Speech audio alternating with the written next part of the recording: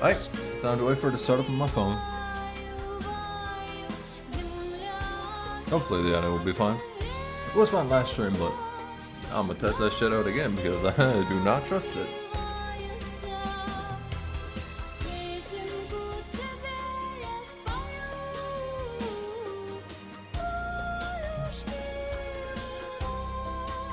Hey, alright, there we go.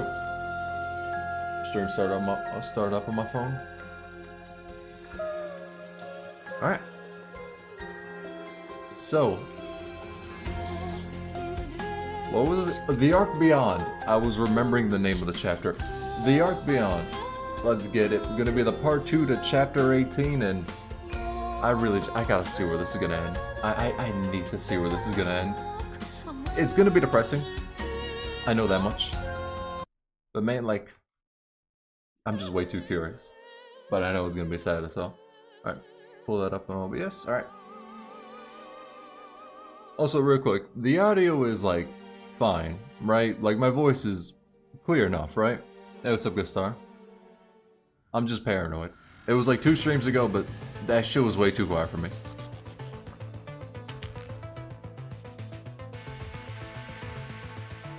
I'll swap that real quick. There we go. Hey, what's up, Grail? Side? I think it was, yeah, side, floating record. Wait, homie, get to the middle, thank you. Your voice is great as always. Oh, thanks, Dirt, thanks. Alright. Evidently, this is like 2-3 hours long, from what I heard, so I plan to finish it all in one stream. Hey, what's up, Glaciar? Childhood.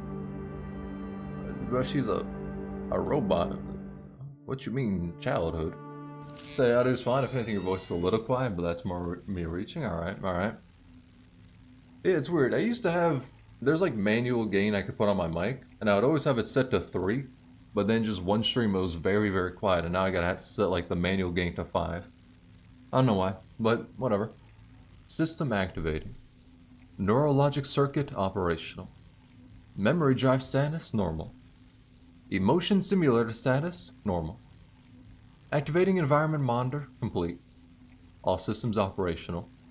User access confirmed. System activated. Cool, cool, cool. That's how robots give birth. Good shit. The data stream quickly flows across the stream, the ever-changing numbers indicating progression. I'm here early for once. Hey, what's up, DA? Hundreds of large computers sit squarely in a dark room. It's the fuck you mean dark, bro? They have like the YouTuber fucking LS, fucking bright ass flashing RGB lights. Like the hell you mean dark? Humming in silence as they operate, each of their parts flashing a dim blue glow. This room is a cold, calculating brain, the flickering light indicating that it has started thinking. In the center of the room is a large terminal. A black camera rises from within and slowly rotates. Its lens and aperture diaphragm twitching from the changing focal length like an eye exploring the unknown. Bro, that is a lot to say a camera did a 360. I'm ready for the longest name in PGR story? Alright, alright. After a full rotation, the camera stops at the front and a male researcher appears in his view. Is it a femboy?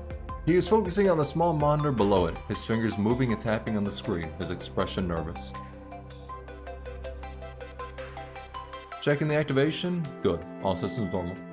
Wouldn't a brain get warmed as it's used? It's used 20% of your energy. I would imagine brains are just warm normally, you know? Having finished typing the last line of command, the man breathes out, raising his tense shoulder and giving his partner on the other side of the room an exaggerated thumbs up. Morning, sunshine. He opens his arm and greets the camera loudly. The female researcher on the other side shakes her head, seemingly used to his behavior. The camera looks up in response, and the signal light on top of it flashes twice. So, like, is the camera Hikma or something? Command unidentified. Please repeat. Mixing several voice data, an androgynous synthetic voice speaks from the center of the room. Oh, that's not right. It wasn't this wooden batch during testing. What was it using? He frowns, giving the camera before him a gentle smack. Load personality 134. Loading personality 134. Vocal and personality data loaded. Damn, he just stocked the most shit. The camera said like one thing to him, then he was like, damn bro, your personality is shit. We're gonna load a better one real quick. SPGR delivering some of the hardest lines for the most basic ass occurrence. Oh yeah, I absolutely love it. Like I'm memeing on it, but that's take it to I love it. After a brief pause, the terminal speaks again in a soft female voice. Greetings, I am a heuristic artificial intelligence caretaking machine Alpha. Identification code MPA01. Bro, that sounds like a gun from Call of Duty. How may I help you? That is pronounced Hakma? I'm gonna keep it 100 with you. I wouldn't be surprised. But I also really like just fucking up names. I also really like fucking up names. I still call fucking Wheatus Wheatus. I know it's meant to be Otis, but Wheatus is funny, you know? Just talk to me? Whatever you want. Today's temperature is between 15 degrees Celsius to 23 degrees Celsius. Oh, so warm as hell. And the AQI is 154. Oh, what's an AQI? We are expecting a drizzle in the evening, but the air quality should improve afterwards, giving us the highest atmospheric visibility of the month. Data suggests that tonight is the first night in a long time that stars are visible. Damn! I wouldn't know what the fuck those things look like. I live in a big city. Nah, I'm actually keeping it 100 with you. The most stars I've seen in the sky is like legitimately 4. Should I recommend you the best stargazing locations? Remember hearing it's pronounced Hayakma? That's how I do it. Moreno. Of course you start talking weather. I can't talk to you about any subject you are interested in if you request. Then, is there anything you want to tell us? Absolutely. If you request it, I will tell you everything I know. I read the Damien Spark notes today. Learned that Sinclair raises Damien and his mom at the end of the book. God damn. The Rizzler. However, there is no topic I would like to discuss right now. Should I pick a topic or news you might be interested in from a random pool? What is it? Nah. He waves his hand as usual, turning around and walking to the other side of the room, indicating his partner there to follow up. Data looks fine. Let's move on to the next step.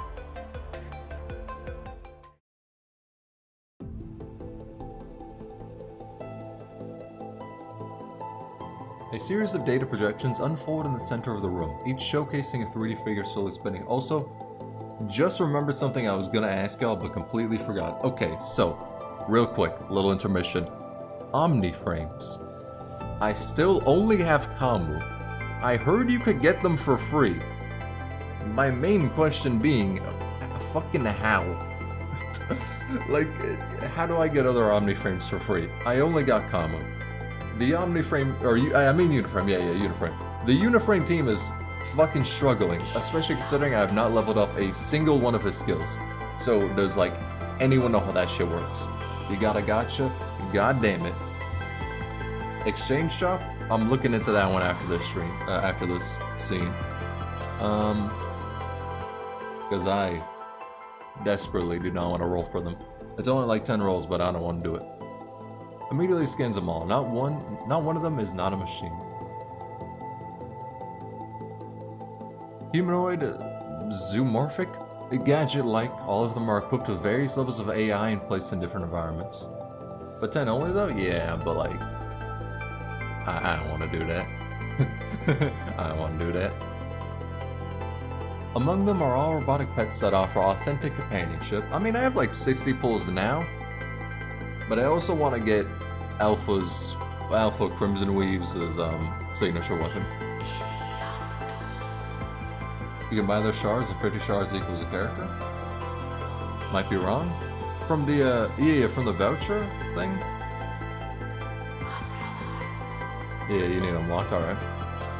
As well as dozens of bionic animals created during the Bionic Restoration craze. Hundreds of models, every one of them carefully calibrated with specific experimental variables. They are all tagged with Form-Controlled Experiment under the Machine Consciousness Experiment Project Database. Here's your job, MPA01. The blonde woman sounds very calm. Oh, she's blonde. I couldn't fucking tell you. Almost cold. She never stops looking away from the monitor in her hand as she enters more data into the projection. You are to document the entirety of the Machine Consciousness project.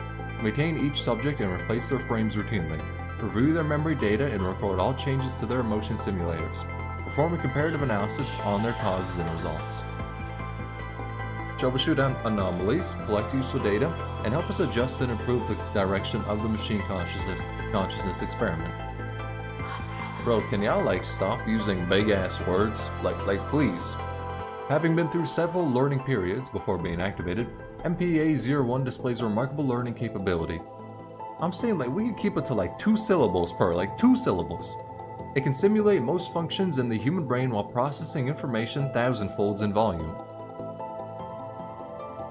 Unlike the Super AI Gestalt, the Science Council spearheading MPA-01 is geared more towards consciousness simulation. Even as technology has advanced towards a golden age, the MP Series AI is still an outstanding achievement. After going through all the data from the researcher, it has fully comprehended its task. Fulfilling a user's request without hesitation is an AI's duty. So I should regularly communicate with the machines tagged anomaly to determine if they have actual consciousness, am I right? I'm getting back from getting food, and is this Foss? Oh yeah, totally. All I'm saying is, yo, she's kind of got the hairstyle of Foss. Like, I'm gonna just say that much. I fully understand my task, but I have doubts regarding evaluating a consciousness with a machine instead of humans.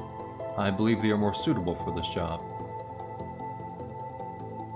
Oh, trust me, no one's story gonna be a nightmare? Oh, that shit gonna be long as fuck. I already know how long that shit's gonna be. That's gonna be like a 4-stream fucking thing.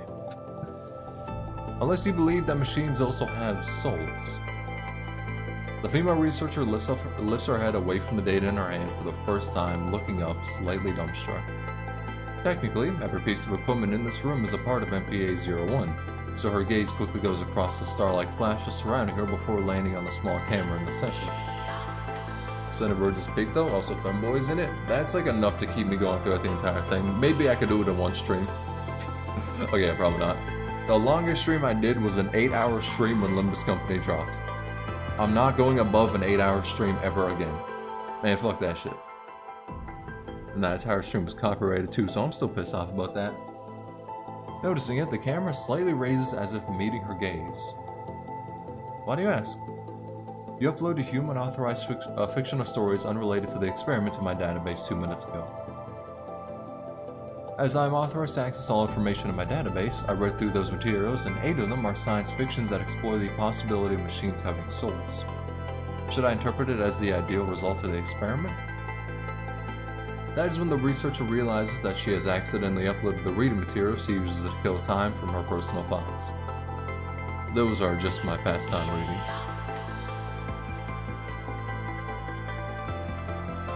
Among these subjects, a large portion of them has no idea that they are machines to begin with. We need an entirely different perspective to explore all possibilities within them. We'll upload a few hundred personality types to your emotion simulator so you can communicate with the different trial subjects. Use them to optimize your solutions by identifying these subjects' emotional states. As your creator, we believe you are more capable of this task. You're the first machine created to talk to machines, MPA-01. Have a suspicious lurker. Record everything you witness. She lowers her voice, mumbling. Perhaps one day you'll find among them your very own. She quickly shakes her head as if what she just said is impossible. When she looks up again, she has regained her calm demeanor. We're uploading the emotion simulator module in 10 minutes. You'll start working tomorrow. Was able to capture the most minute changes in her expressions and record the almost inaudible words she just said, even though it cannot fully comprehend what those words mean. Wouldn't doubt if someone questioned their sexuality after Cinderbirds? I mean, do you speak from experience? No, I'm just playing. But it is not. It's not its job to collect these data. They are not useful for its mission, and all it needs to do is carry out its duty. Unironically am. Hey yo, good shit. In its world, there are only endless data streams, its expressionless creator and the machines created for the experiment. Does no see just go hard? Shit, fair enough. I mean, I saw the one of like him, you know, about to fucking die, and that shit did go hard, I won't deny. I see. Deleting excess data and setting the machine consciousness experiment as the top priority. I shall fulfill my duty. cool. So it's possible that the MPA-01 is Hikma? We'll have to see. We'll have to see.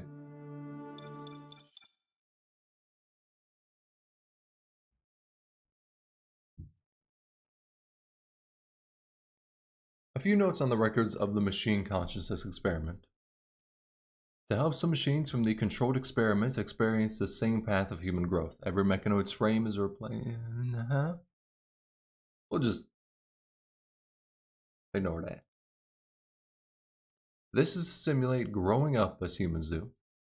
While replacing their frame, MPA-01 will inspect their memory drives and neurologic circuits, recording accordingly.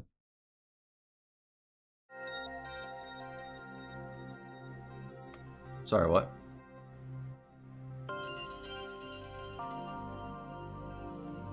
Huh. Nice to meet you. The only light in the room shines from above, illuminating the girl sitting in the center.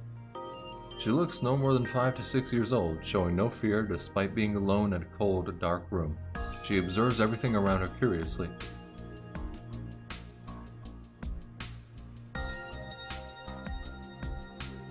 Go to review to see what it said. I probably should do that. We're going accordingly, alright. Or something like that. Eh. Her neck is connected to a few cables, but she does not seem to notice. She finds no human but a giant terminal before her. As the terminal speaks in a soft female voice, the girl reacts with awe before approaching the small camera. Huh. So that's Nanami.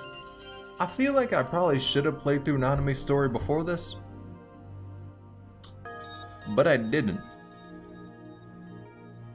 Can somebody give me the abridged version? What is this place? Nanami only remembers mom telling a story before I fell asleep. Is Nanami dreaming? You can certainly interpret this as a dream. You will wake up in your bed when the sun rises.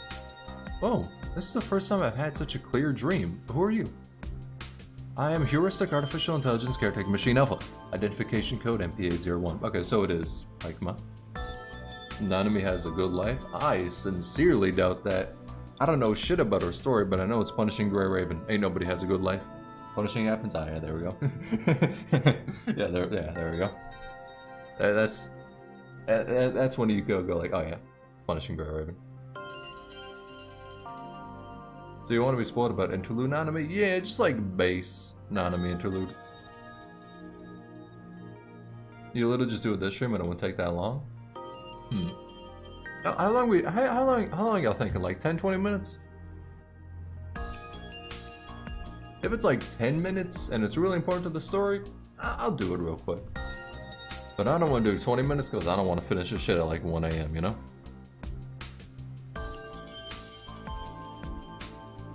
Nanami goes on a dating app, gets her girlfriend, then she gets corrupted and find out she's a robot. Everyone dies and she starts traveling randomly.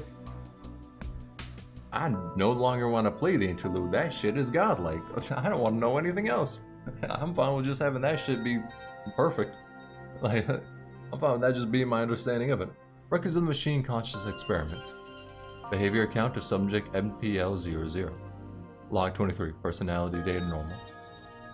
From our conversation, I have discovered that the subject possesses a far more developed sensibility and expression ability regarding her emotions. Additionally, in order to avoid the subject becoming suspicious of her identity as a human, I will be removing her relevant memories according to the regulation as authorized. Conservation complete. Executing memory data removal. Removal complete.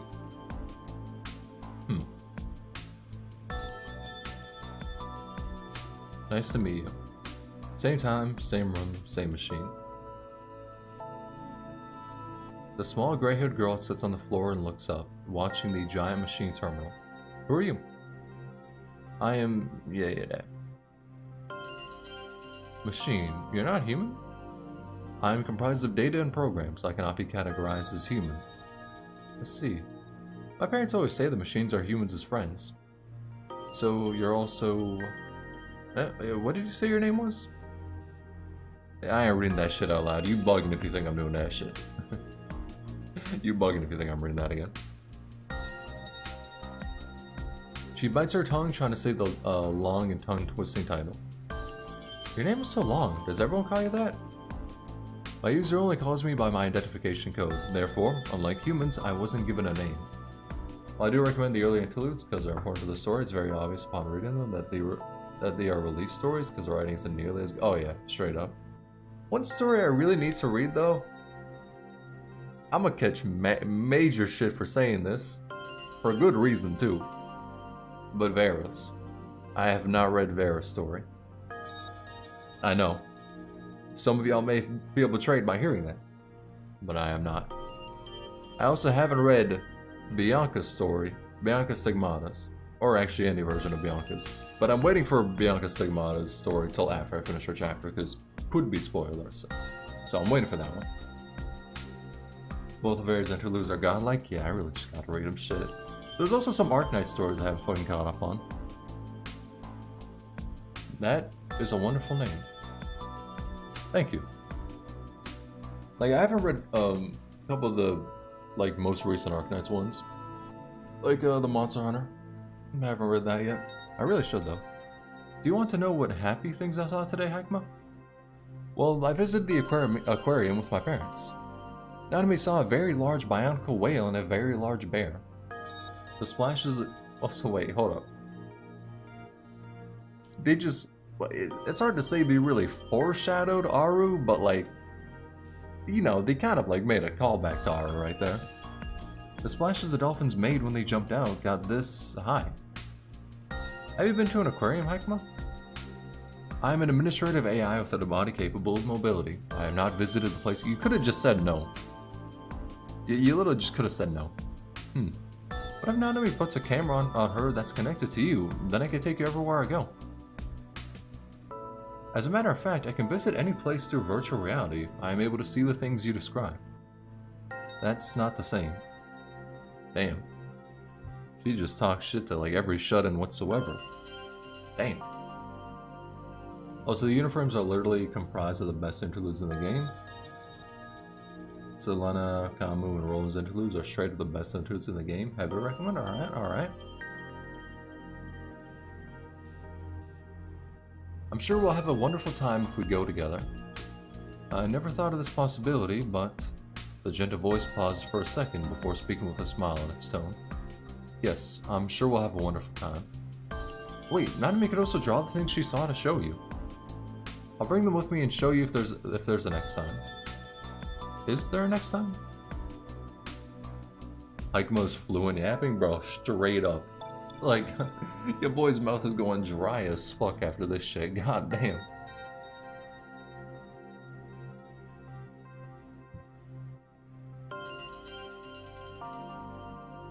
Very unusual behavior for a mechanoid, just mechanoid. To further analyze this situation in depth, I have requested creative tools from my user for our next session. Conservation complete. Executing memory data removal. On a side note, regarding the name Hikma, subject Nanami has given me, based on my calculation, keeping the name only has a 0.08% chance of influencing the subject's memory data. Therefore, I've chosen to keep the name. Yeah, Liv's Interludes, like, I remember I played Liv's Interludes in the past, like when I first tried out the game, but since that shit was like 2 years ago, I forgot about all of it. I won't even cap. Your boy forgot all of that shit. Okay, so wait. Just to keep 100. So, they got the data. So they got the data of Nanami and put her into a mechanical body, and then they're having Hikma talk with her, right? Did you read Lucia Plume interlude? Nah, no. Roland, existential despair, Kamu, existential despair, but more action. Selena, abject despair. Ham. Hikma, that rings a bell. Has Nanami seen you before? No, this is our first time seeing each other.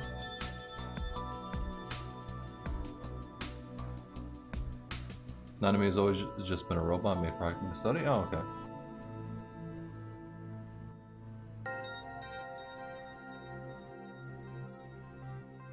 Can you believe that my teacher also asked me the same thing today? Nanami's previous teacher only let us draw apples and eggs, but the new teacher told us we could draw whatever we wanted.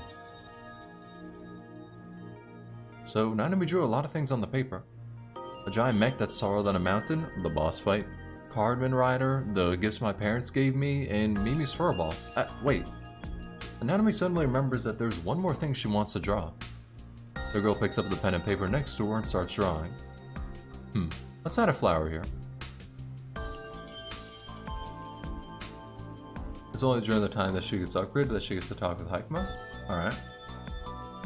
Also, this camera angle makes Nanami look like a fucking giant, bro. That's what I'm saying, dog. Like, she legitimately does. Like goddamn. I drew Nanami and her friend. You can be friends even with machines? Yep, this may be the first time that we see each other, but you're Nanami's friend now. We'll meet again, right, Hikma? Of course. I look forward to our next meeting.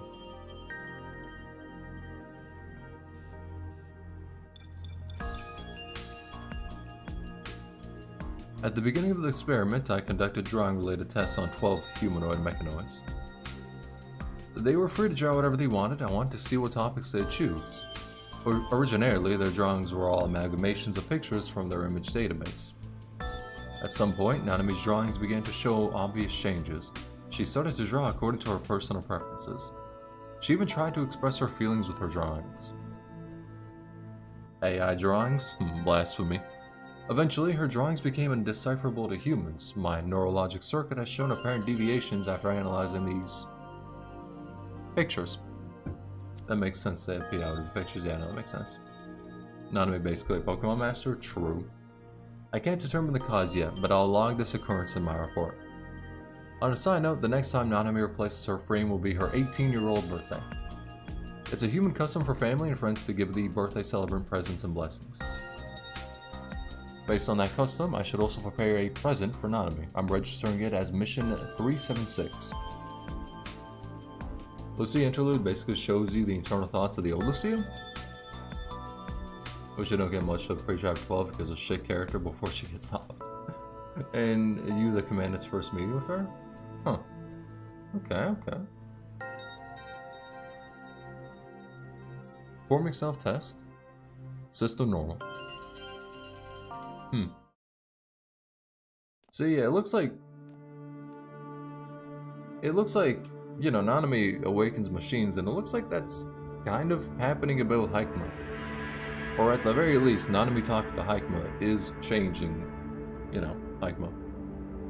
The door to the laboratory finally opens, and the exhausted-looking female researcher walks in, her eyes red as if she had just been through an intense argument. Cancel the frame replacement with Nanami next week, MPA-01. Understood, it's a remove from the schedule. But like, why though? Is it because of the machine virus outbreak that happened recently? That would make sense. The researcher nods, leaning on the desk frailly. Based on the rate the virus is spreading, I estimate that it'll hit the closest city to this lab in 3 days. Damn. The Science Council has terminated the machine consciousness experiment. All the machines would probably have to... She covers her face with her hands, quietly sobbing. I understand why the author ordered it, but Her tears take out before she can finish her words. After a long time, she finally looks up, her expression no longer sorrowful. She seems determined as she always has. I have to prepare a few things now. I'm sorry. All I can do now. She enters a command in the terminal, and the computers in the room begin to shut down row by row. She steps outside the room, locking the door. Darkness approaches, and the administrative AI loses all senses. Damn. So she had to kill Hikma because of that, huh? Well, not necessarily kill, but hibernate.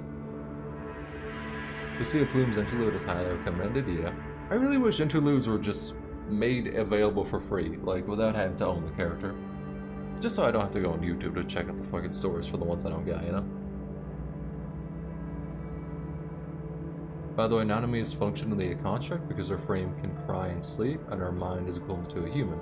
But she technically isn't a construct because she was never a human. Huh. So Nanami has always been a machine, but just a machine given a lot of the abilities of a human, that as crime, sleeping, all that shit. Huh. Interesting.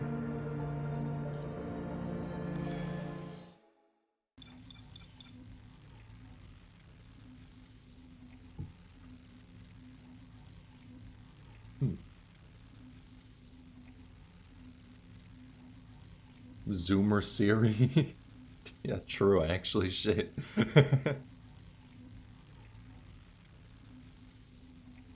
All intuits were available without owning the character on the pass-through release. Oh, okay. That ain't half bad.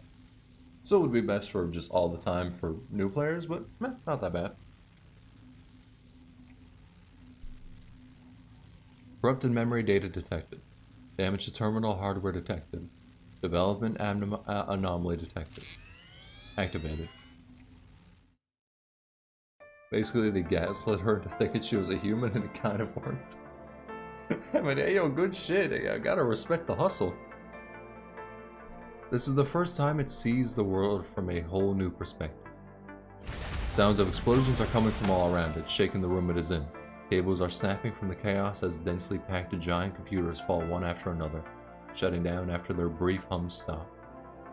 Those gray, broken machines were once part of it. A familiar figure is still working before the terminal amidst the sparks and destructions. Alarming redness drips from her back to the floor while her blonde hair is cut cleanly at her neck as if there was a precise strike. Injured staff confirmed, requesting medical support. It hears its voice speaking after it finishes scanning its surroundings.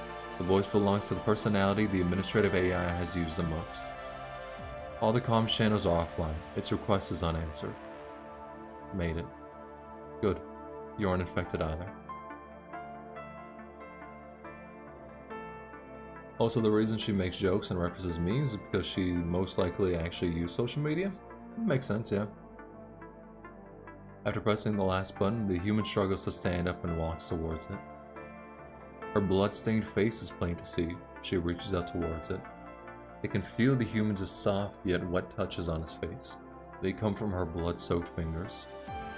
The kid. She named you Hikma, didn't she? Your neurologic circuit has already replaced your identification with that name. You approved of it yourself. Based on her words and the amount of blood she has lost, the researcher should be in immense pain, but she is smiling in relief.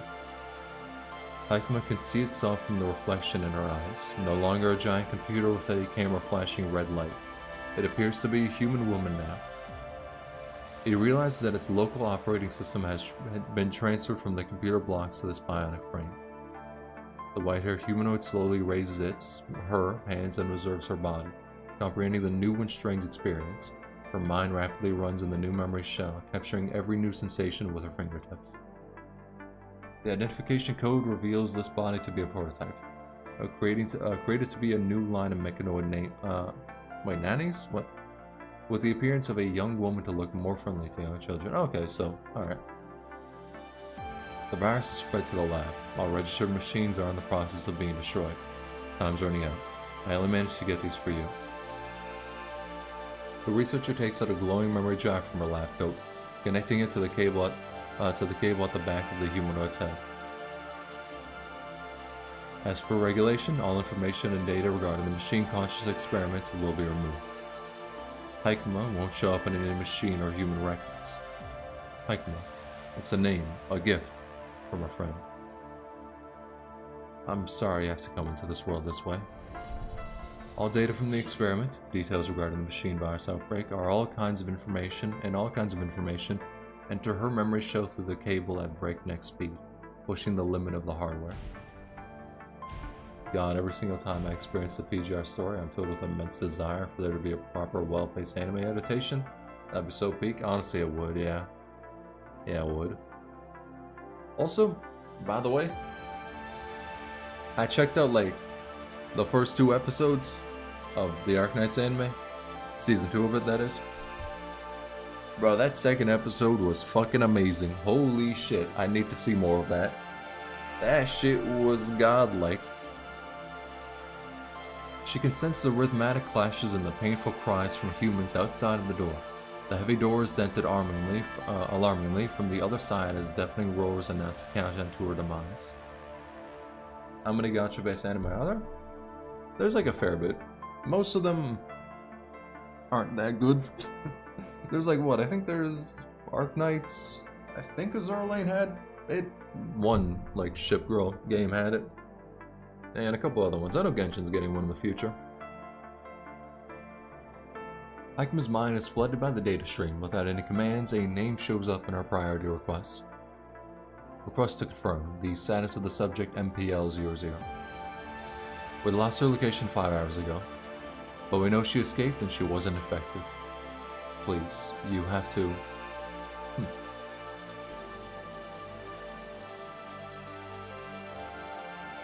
Hey.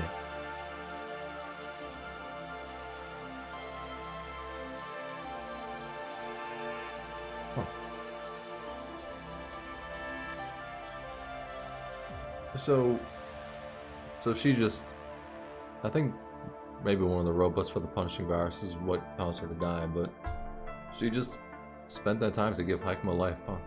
And then covered up her tracks. The researcher starts coughing out large pools of blood. Her body crumbles to the icy floor like dry leaves falling from a tree. Find her. Protect her. Understood. Registering find and protect subject MPL00 as the prioritized command. No, not a command, a request. Please, find Nanami, protect her. Just like how our children are our legacy, the machines we built are our pride. I'm glad to have watched you grow. So, Haikuma's sense of self is rapidly reconstructing. The researcher's dry lips keep speaking, but Haikuma cannot understand any of it. I don't understand your last command. Please elaborate. Please tell me. The researcher's vital sign is barely noticeable at this point. Her lips tremble as she holds up her hand, grasping Haikuma's fingertips with the last ounce of her strength. In the end, she leaves Haikuma with a serene smile. Haikuma cannot understand how she can be so calm before an excruciatingly painful death. Haikuma repeats her question over and over, but as the fleeting lights completely fade away, she does not receive an answer from the researcher. She has no idea when the expressions and the shaking stopped, and the room is eerily silent. She does not regain full access to herself until the data transfer is complete.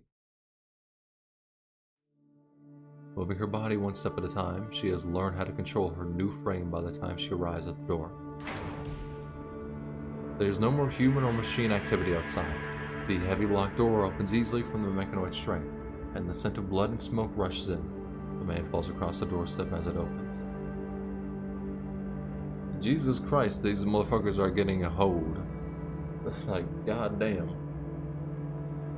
Azur Lane's story, not gonna lie, I don't give a shit all about the waifu and always will be. Yeah, from what I heard, the story of Azur Lane's pretty... it's serviceable, from what I heard. Definitely not the main reason to play the game. From what I can tell, the main reason to play the game is just for the collection and straight up for the hentai. Two main reasons to play the game. And honestly, that shit is based. Haikuma recognizes him as the man who often showed up with the female researcher. Beyond this lab, he was also Nanami's father. Nanami would always talk about her perfect family and her loving parents with an innocent smile. His terminal on the floor shows that the last flight to evacuate from here has left. The two researchers should have boarded that plane. I wonder if the flight was going to Eden. There are broken machine parts all around him. He was guarding the door against the corrupted machines until his very last breath. Find Nanami, protect her. The researcher's voice still echoes in her memory shell.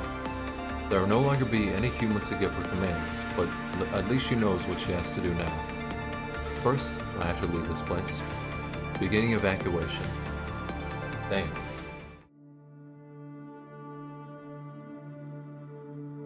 Revelation OST, yeah, that OST is nice.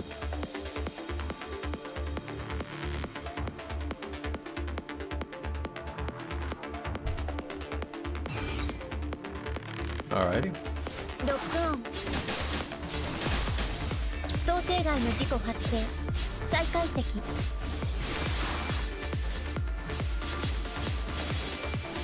Hold up, how the fuck did I...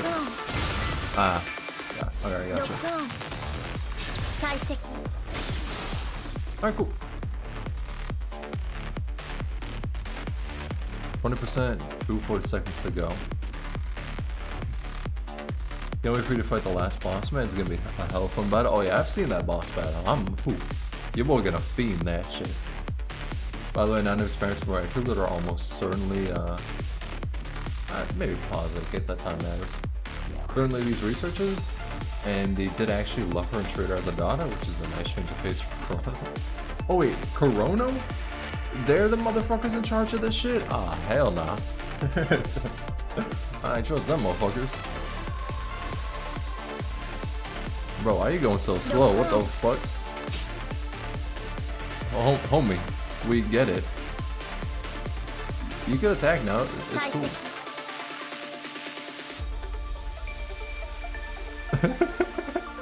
You're gonna miss. Why is it so slow? What the fuck? Hey, yo, what? ロック Hey, オ yo, ン this shit is bugging. 解析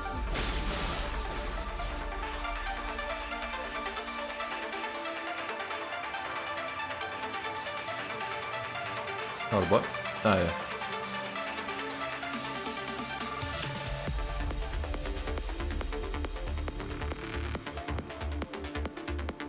ロックオン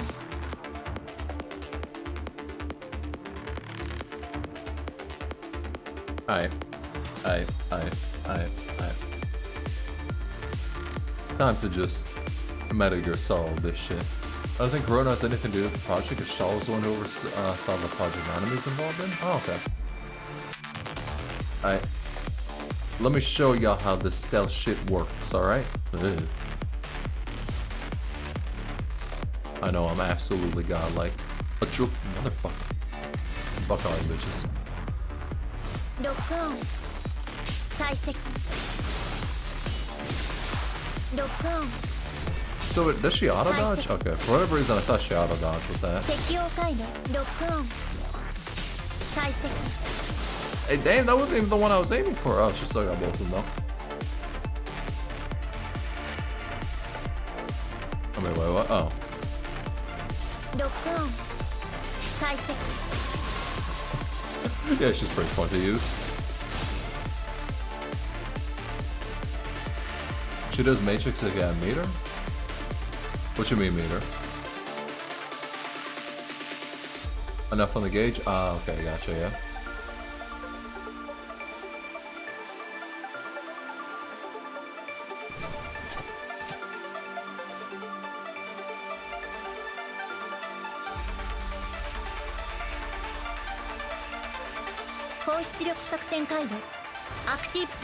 Damn, that motherfucker just got launched.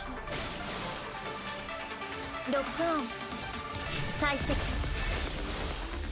ロックオン解析ロックオン Man, honestly, fuck her signal 解 orbs. 析ロックオン This shit free. ロックオン Hold up, hold up. 解析 Pop. ロックオン Wait for 解 it. 析 Pop. Yo, come in again. Come on. You got this, you got this. Fucking no, you don't. ロックオン One more. 解析ロックオン解析 Homie, what the fuck just happened there? I don't know what the fuck you just did.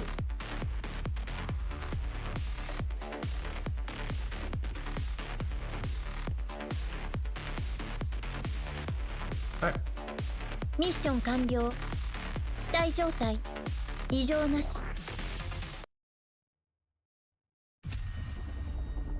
The moment Hikma steps out the front door, intense heat and ear-splitting boom push her from behind. In the blink of an eye, the lab collapses into a sea of flame buried under its fallen walls. The shockwave from the explosion has seemingly impacted her core, causing a brief disruption to her natural circuit. For a second, she feels like she is being torn apart, barely managing to hold on to her personality. But she has something more important to do. It is imperative for her to restrain out her tangled circuit and temporarily disable the abnormal emotion simulation. Use her alt and you do record, she does cinematic style activation. Yeah. but the camera was the camera was not there for it. The cinematic shit was there, but the cameraman, that motherfucker was taking a vacation.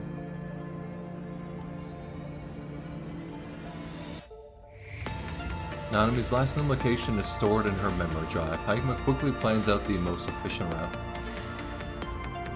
Also notice from this chapter on, they started to change how they did gameplay for the story. Not that you'll notice that Cinderburns though. Yeah, I heard Cinderburns has like fucking... I heard it has like not that many actual gameplay chapters. I heard it had like fucking 2. Okay, not actually, probably more than 2, but I heard it had like a very low amount.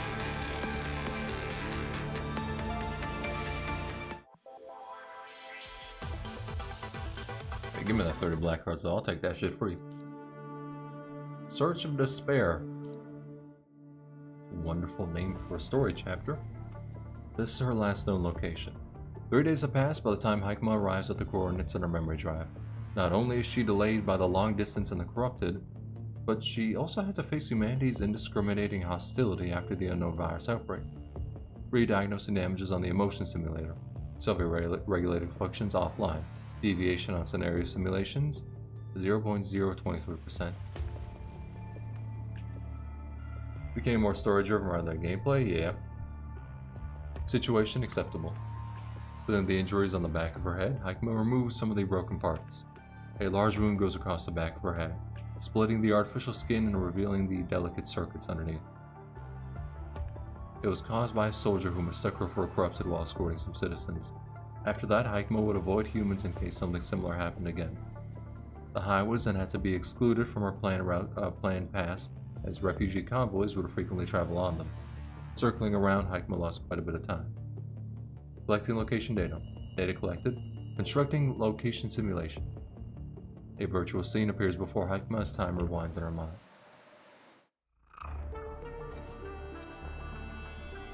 Huh? Can't fall back.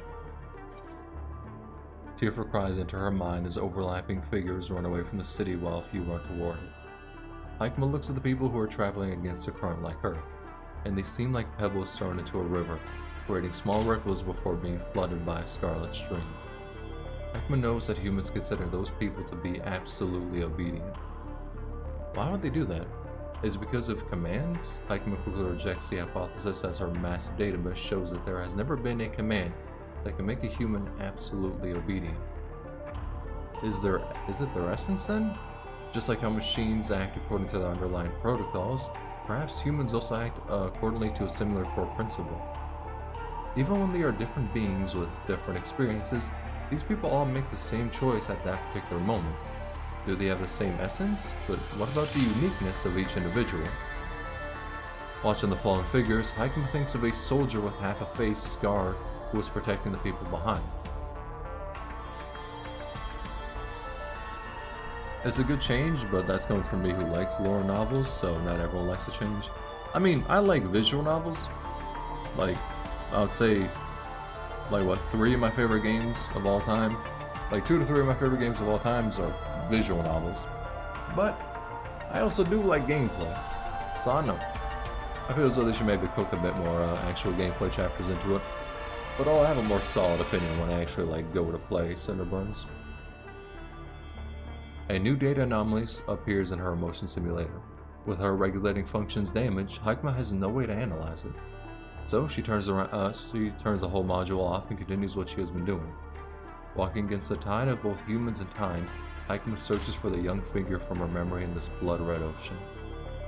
But she cannot find the girl no matter how. The massive data stream threatens to drown her, clutching onto her like pairs of desperate hands.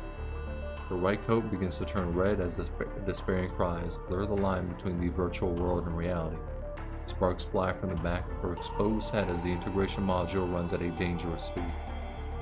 The temperature of her frame has long risen past the safety threshold.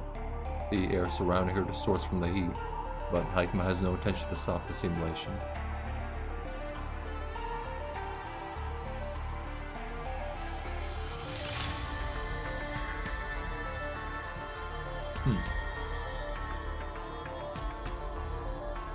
Alright. I will say that the newest chapter is honestly super good because the gameplay sections are not only more common, but they're actually really good. I mean, It's Bianca's gameplay. I mean, come on. It's Bianca's gameplay. Of course, that shit is absolutely godlike.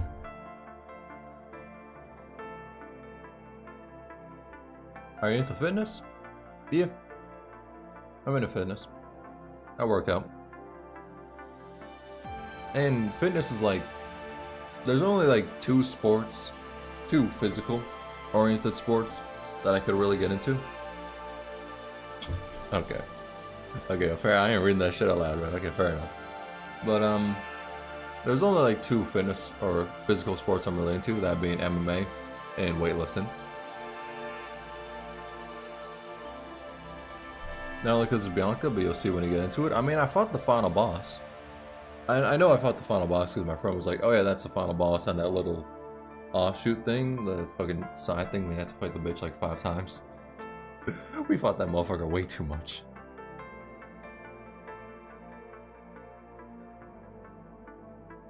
Her shaken voice has not summoned a heroic rescue. The uncaring, threatening cold lights make her shut her eyes, and she prays that her death is quick and not painful. The femboy, yeah. I'm pretty sure that's the final boss. Is death actually painless? Target limited. No, wait, A cold female voice pauses before speaking again in a gentle, soft tone. It's alright, honey. You can open your eyes now. Renee sobs, started by the exposed memory shell at the back of Hikema's head. She stumbles backward only to find her path blocked by an unmoving wall. That is when she notices the fallen corrupted by Hikema's side. Forcing herself to look away from the mechanoid's exposed parts, Renee turns towards the mechanoid's synthetic smile and asks, "You're not one of the bad machines." "I'm not. I'm your best family assistant." That just seems creepy. Yeah, Hikema clutching onto a chain link fence as she says that shit. Hikema has no idea why she has chosen the Nanami personality, but with her emotion simulator offline, she can only reply with the personality's stock responses without real-time adjustment.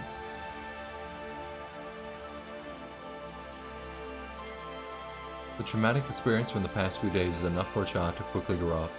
Quickly, she stops herself from asking more questions and crying, thanking Hikema with a stifled voice. "That's alright. Come on. Let's stand up slowly. Good job." Hikema gently claps her hands according to her personality profile. "Is there somewhere you want to go?" "My name is Renee. Mr. Soldier told me about a refuge." Hikema does not have to ask where the soldier is. Judging from the girl's expression, she could tell what fate has bestowed upon her. At this moment, her environment monitor detects a flood of corrupted nearby. Their shrieks rushing towards them like a storm. To get the girl out and bring her to safety, Hikema will have to clash with the wave of corrupted, and if Hikema wants to get the girl out unharmed, her calculation and analysis quickly give her an answer. A harrowing success rate, and the alarming damages Hikema will take. "Miss? Here, give me a hug." Hikema crouches and picks up the girl's tiny body, and then throws her towards the corrupted and dashes away. I ain't gonna put in that situation. I ain't fun your battles. Fuck that shit. I'm already harmed enough, motherfucker. Goodbye. Patting her shaking shoulders, stroking her back, and resting her head against her own chest. "You have to promise me you won't look up no matter what, okay?" You could say Commander is your favorite character. They're just too based. Alright, good shit, good shit.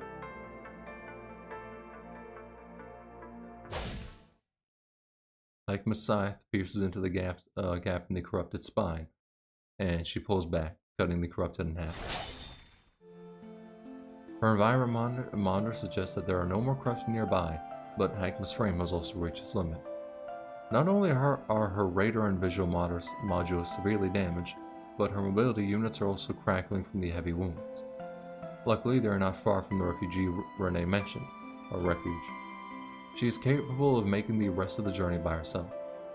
So, Hikema gently puts her down. Renee is behaving remarkably, not looking up or making a fuss the entire time. The remaining warning, battery low, redirecting computing power. It's safe. You, module offline, be fine. Just don't stop. running. Do you hear me? No, come with me, miss. There are many adults there. They can fix you. Haikma only shakes her head without a word, ignoring the fact that there might not be any qualified technicians among the refuge. It's simply not a good idea to keep a machine around that can get infected. Haikma has done countless calculations, and the conclusion is the same. The wound at the back of her head is the best evidence. Entering sleep mode, I have to rest. Barely holding onto her personality program, Haikma tries to speak as gently as possible, but all that comes out is a fizzling digital voice. Alright, I thank you for choosing our service. Wait here. As Haikma watches Renee depart, she gradually turns off the units on the brink of destruction. The last thing she hears before she blacks out is returning footsteps. Okay, we're just like a tiny bit into it, but she kind of already got her shit rocked. Alright, this is a beginning.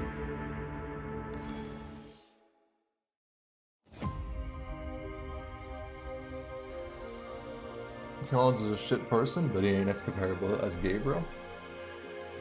Yeah, true.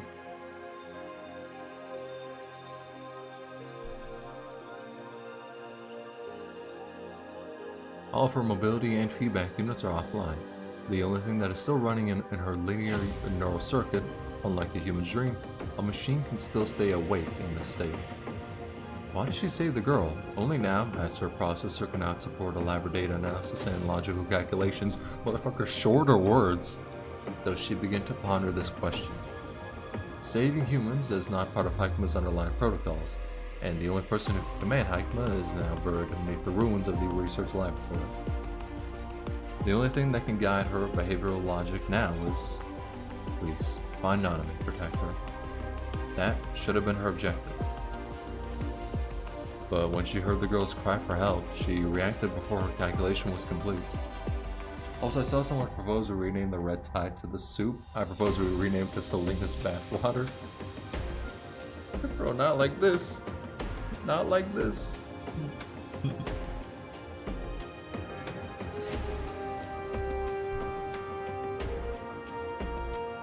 Why would she do that when no one was there to command her? You are to document the entirety of the Machine Conscience project. Maintain each subject and replace their frames routinely. Review their memory data and record all changes to their emotion simulators. Perform a comparative analysis on the causes and results. Observing, recording, and analyzing. This is what Haikma was first tasked to do. Among these subjects, a large portion of them has no idea they are machines, to begin with. We need an entirely different perspective to explore all possibilities within them. Who has always known what she is different from the subjects she observed. She cannot be part of the possibilities. A ripple appears on the calm surface of the dark pond, growing larger and larger, unraveling the unchanging water. I'm glad to have watched you grow. What performance growth were you expecting? Perhaps one day you'll find among them your very own. Her question, unanswered, she continues to tap the surface of the pond before her.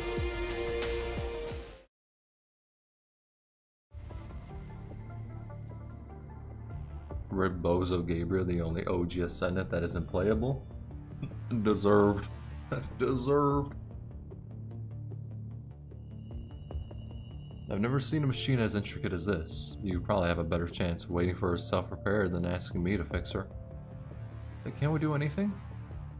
We can only wait for her to recover. And don't forget, the soldiers are coming back soon, and they won't care if your robot here is good or not.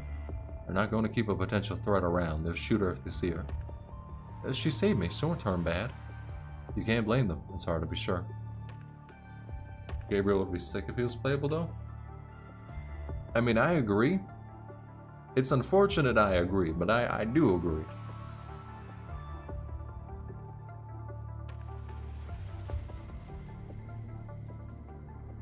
Another mechanoid fought off the corrupted? Probably Nanami.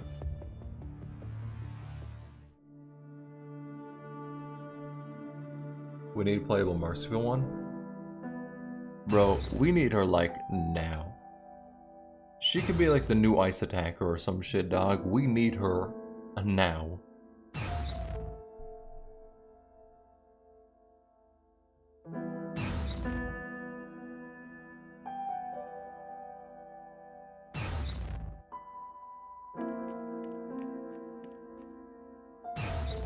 Current goal, find usable mechanical components or replace the damaged parts.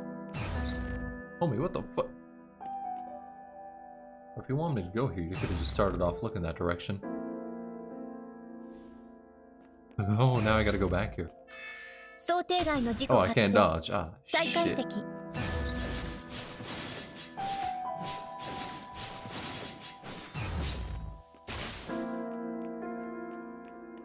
Oh, why was it telling me to go back here? Oh.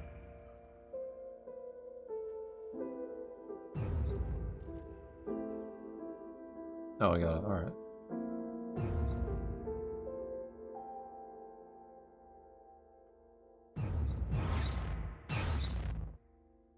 I guess that Ishmael would be released far into the future, as Lucille would probably be the one who's going to replace herself as the ice attacker. I think it's possible. I don't know. I don't think they would replace her as the next ice attacker. Unless the end is showing that Lucy is going to get a new frame soon. But it just feel like, I don't know, maybe a bit off.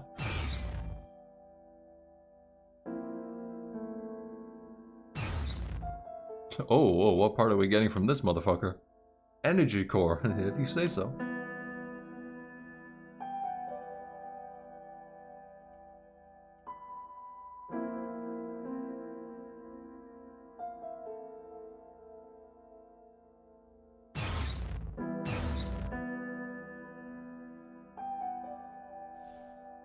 Also, goes with Gabriel because he got straight up rolled by Alpha. Shit didn't even break a sweat. Other than Nugget lying about upgrading his frame where Gabriel sucks ass. I think Gabriel just sucks ass. Oh, I got this now. Cool. Fuck. Graffiti art? Do not tell me like nozzles here or some shit, dog.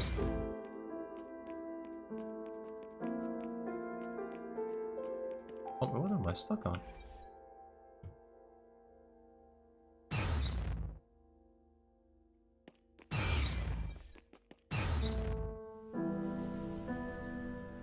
That's a high-level security machine?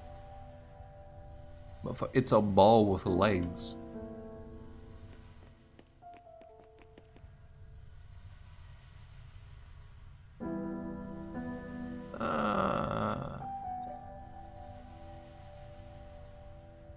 God damn, I should just beat its ass.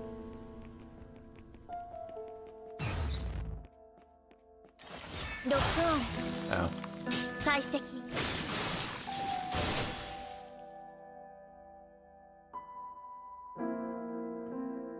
Yeah.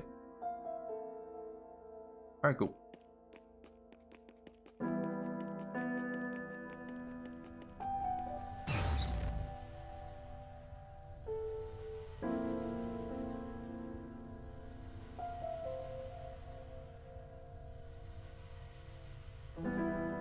I can't confirm with the materials I have. Alright.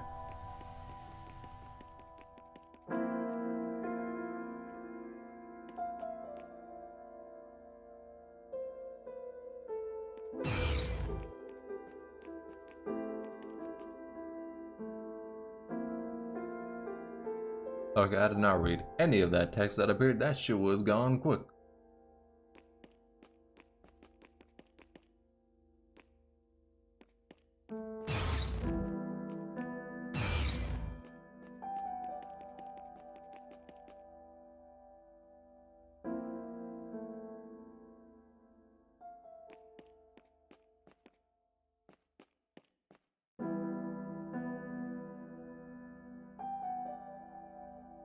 So it looks like people just got straight up like fucked up here.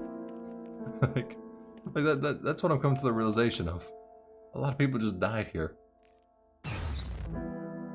Start deducing? I don't think it need to be Sherlock Holmes. I think they got their asses beat.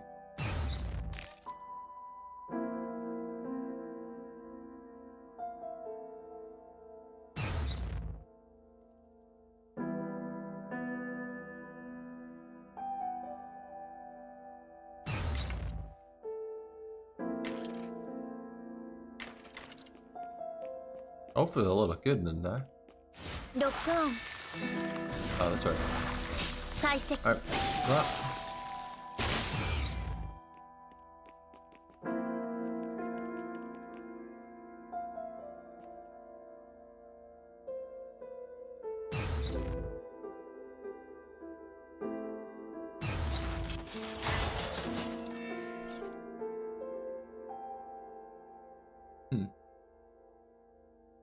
wait.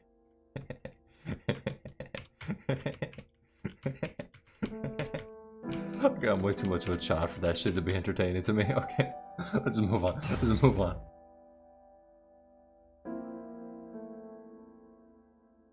On top of the playable ascendants, who do you think we get next? Is Voodoo, McNuggets, and a relic Femboy? Femboy, hopefully. No bias. No bias. But Femboy, hopefully.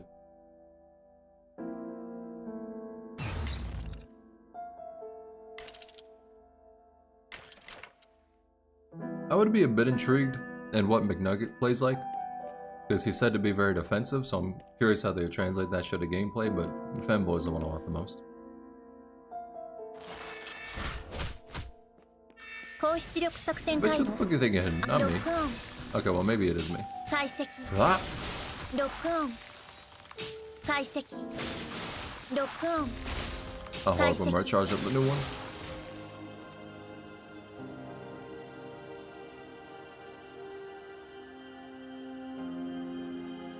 Protected graffiti. Yeah, so it would be Nozzle, huh?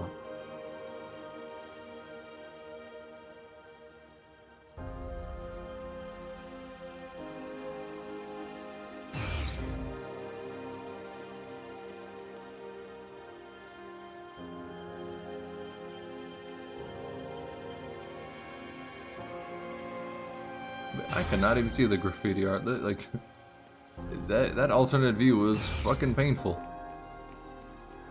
I can't see shit like this.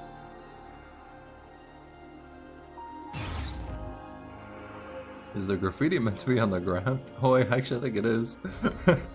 maybe put a little bit over it.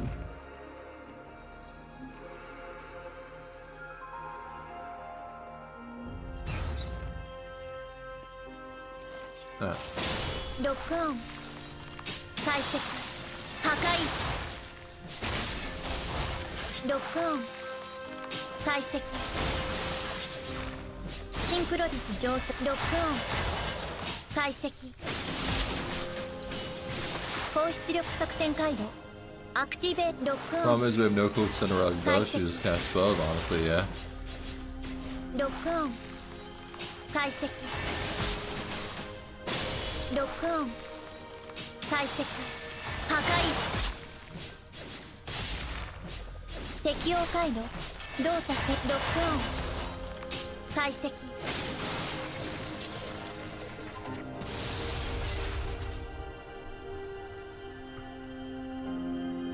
I don't know how long it's been since the humans hiding here left. If you want to find someone, just go that way. I have to stay and study the graffiti. I see. Thank you for your information. So, she went here, went, you know, unconscious for a bit. Within that time, the humans got fucked up and Nozzle came in and just shot his graffiti everywhere. That's generally my understanding of what happened.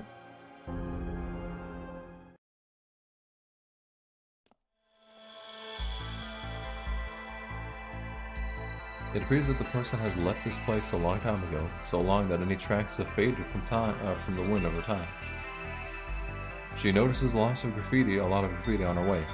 Scattered randomly all over the city, they can be found on walls, shop windows, doors, and even traffic lights 7 meters from the ground. Time for me to leave for work. Happy gaming, dude. Alright, see you.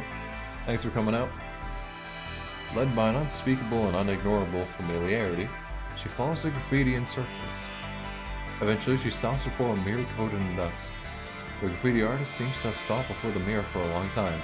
Unlike the previous works, the one she finds here looks repeatedly revised, where layers of paint cover layers of paint.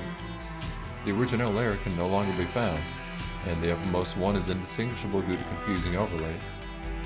This is the only incomplete artwork. Putting her hands on the graffiti, she seems to be hoping to uncover its original shape, Or maybe she wants to give it the finishing touches.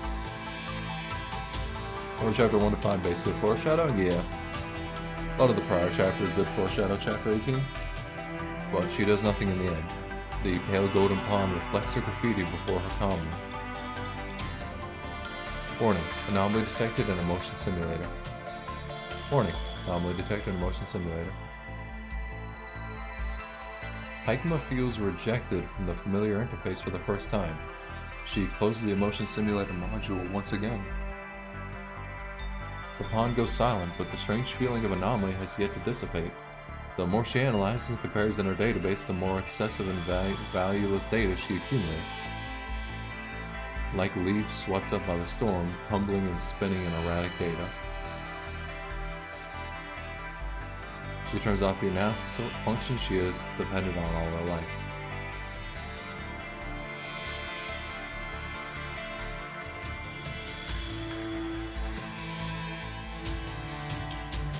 Will she finally understand the anomaly she solves following fixed algorithms? Personality simulation reading interface offline. When all definitions are gone, what, the who, remains of Haikuma? The pale golden color is slowly dried away. No longer able to control her body, she falls forward. Dust is kicked up everywhere as the mirror shatters, the graffiti on it fracturing into shards. The anomaly breaches the surface of the water, and Haikuma pokes her head out from the pond for the very first time. A floppy hat tumbles down her head, exposing the concealed memory shell.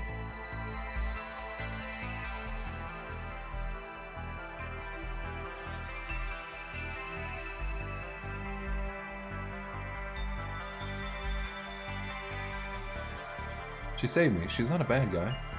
She's almost sure she's almost shut down, see? The stillness brews before the moment of judgment. What's going on over there? Nothing. A sheet of fabric is laid on top of the wounded mechanoid. Here's the key to the basement. You should probably put her there. What, really? Find something to cover that. Something is placed on her head. A hat, huh? They suddenly hear gunshots from nearby. Goddamn corrupted. As footsteps part hurriedly, Haikuma remembers where she has heard this voice before. It belongs to a soldier with half his face scarred. Haikuma could feel herself being lifted and taken somewhere.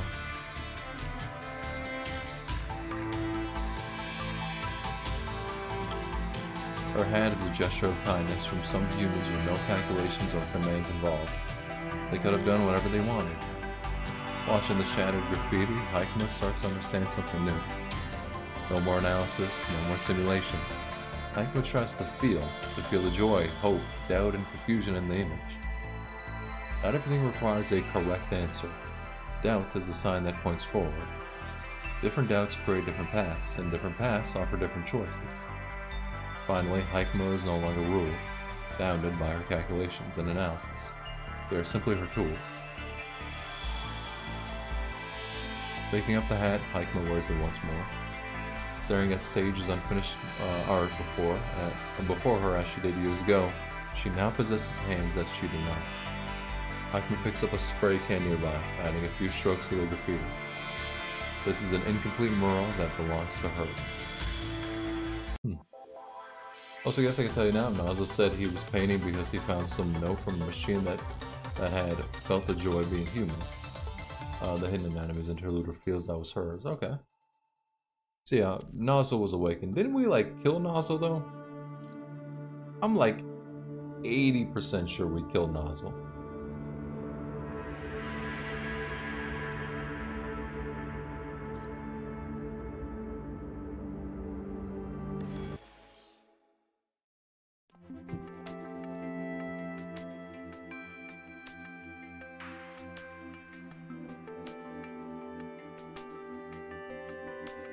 Joy, hope, doubt, confusion, unrestricted. The artist seems to have poured every feeling felt through the brushes without patronizing or bounded by traditional skills. They look incredibly free. Whoops. The revelation of the machines is likely a result of making these artworks. Like seeing colors in a world of black and white, these machines have expressed their feelings, recorded their doubts and confusions. The graffiti begins to reveal sadness, loss, hatred, and fear.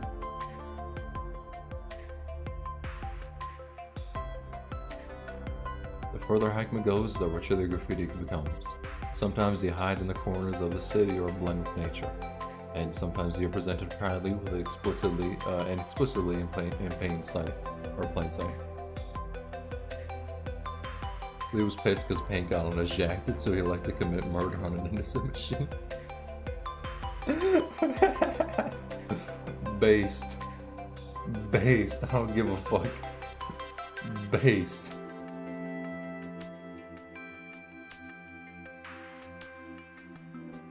A vague image of Sage starts to form in her mind. Following the trail of art, she is on a phantom's tail, keeping up closely behind. The graffiti's locations may be spontaneous, but they are not entirely patternless. At least you can tell that an area with graffiti is relatively safe if you're corrupted. You don't mess with the fit, yo, straight up.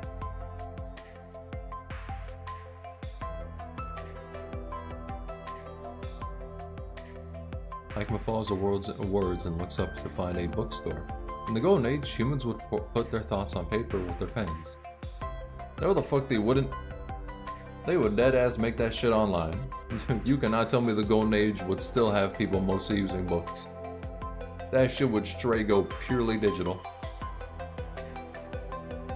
The store signage is already cracked and fallen into the mud.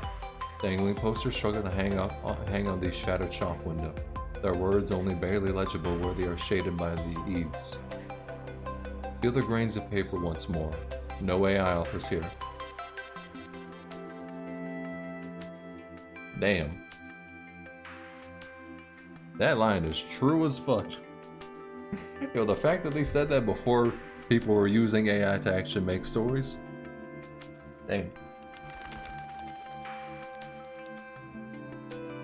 Haikman pushes open the rusty door, and it snaps upon her touch, startling the birds resting on the eaves. She gently puts the door aside and walks inside the bookstore.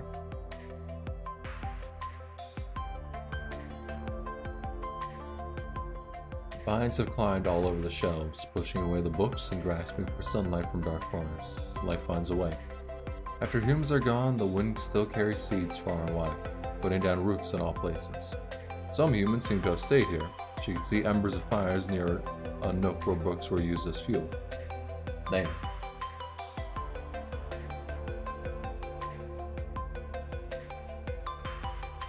It's the comic book she mentioned. Damped, the pages have become incredibly fragile over time. Just flipping through them can cause them to crumble. It's been so long, it's illegible at this point. Haikman has not pulled up the memory data, but the memories surge up nonetheless as she flips the pages. One giant ass fucking kid. Certainly, I can retrieve any information you need, including all comics currently published. Nanami was asking whether you've read them, Haikman. I really like them. There's so many cool things in them. Like? You should try them, Haikman. They're so interesting. Right, the comic book Nanami was thinking of is called... You know, copyright infringement is a motherfucker. You had to skip that shit. Space Knight Dawnbreak? That's the name. I'ma just say that much. What? Looking at where it comes from, Haikman sees an old model delivery droid heading towards her. It has a stack of comics in its arms, asking politely as its camera locks onto the comic book in Haikman's hands. It's part of the offerings I am currently collecting. Offerings? Yes, if I collect enough of them, Sage will return to this place. Is that so?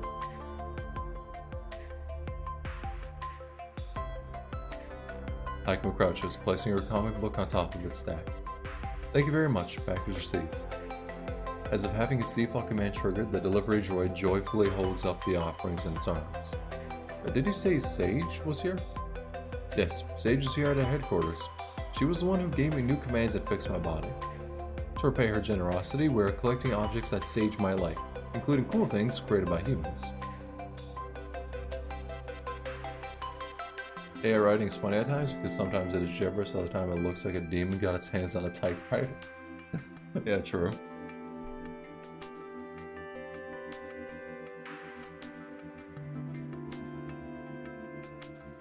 And it crashes right into another wall. The delivery droid stops, with a signal light on its head blinking red. Adjusting route, Hikma realizes that the droid is covered with scratches and dents, old and new. Clear, winding tracks can be found on the ground going around and around, leaving similar loops on the floor. It seems that this delivery droid has been spinning around here for some time. Attempt 2378. Homie, after like 10, I think you gotta reevaluate your life. It lowers its head. Looking frustrated, it is not intelligent enough to self-diagnose, so it has been waiting here for possible companions to show up. Your GPS is malfunctioning. I can try to repair and calibrate it, though she needs help. Although it is not part of the commands Hikma received, she still proceeds to the delivery droid's side. She can still help those in need without being commanded, just like what Nanami would do. The delivery droid stares at the humanoid machine before, and experiences the same feeling it felt when Sage touched it the first time, despite Hikma not showing any emotions. Is that me? Yes, I came up with that name by observing your appearance as Sage taught us. Damn. So Nanami taught them the art, the masterpiece art of dog shit nicknames. You gotta respect it. Understood, Hikma. You can call me Deli. Its name is Deli because it's a fucking delivery droid. Oh my god. That is like the most Nanami name ever. I'm not terribly surprised, I gotta say.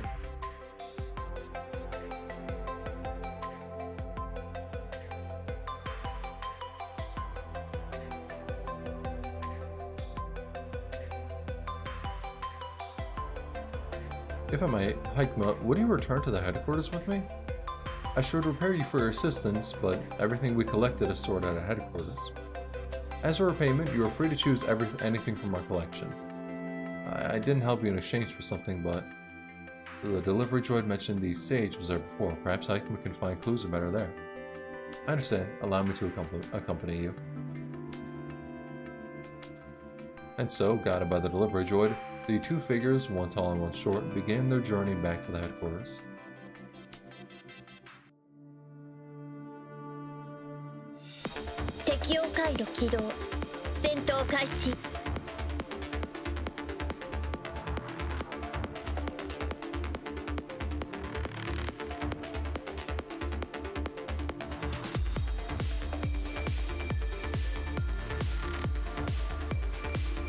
Damn, that thing is depressing.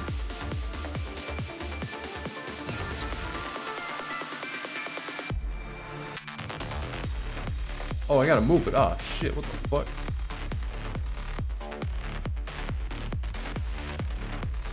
Bro, why are we playing the hypest music for this? We're just giving it a GPS.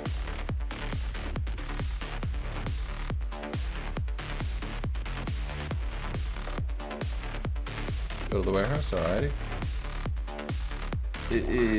Just let me swing. It'll be over quickly.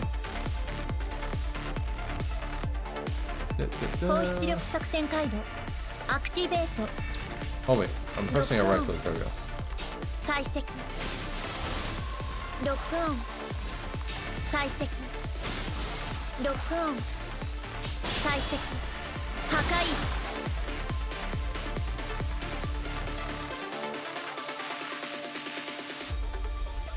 Or do I need to up?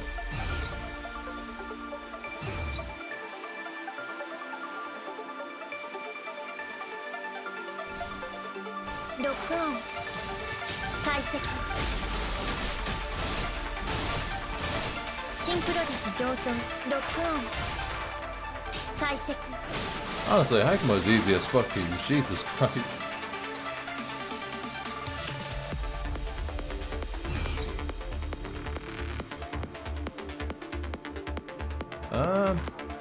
Yeah, I'm gonna just beat their ass.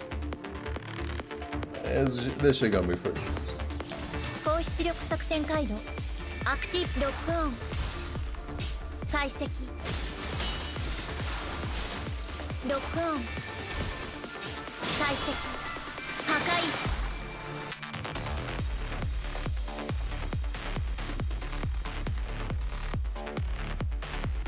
So, did everyone die? Oh, Star Wars.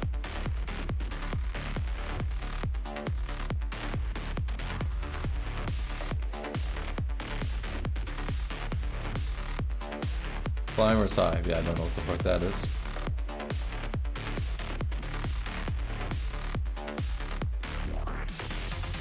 What's this? Ginga Toppa, the Spiral Eye. Yep, don't know what the fuck that's meant to be.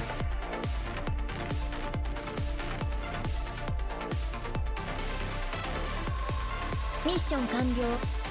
機体状態異常なし。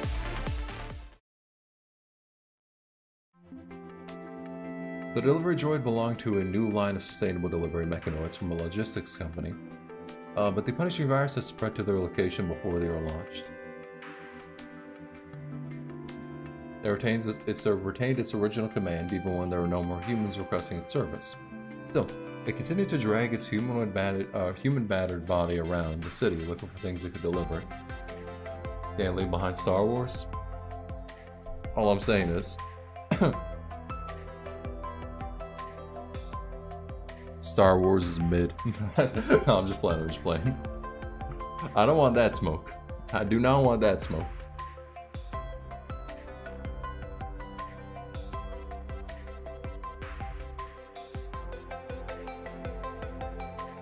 But I actually was never able to like get into Star Wars, which is unfortunate.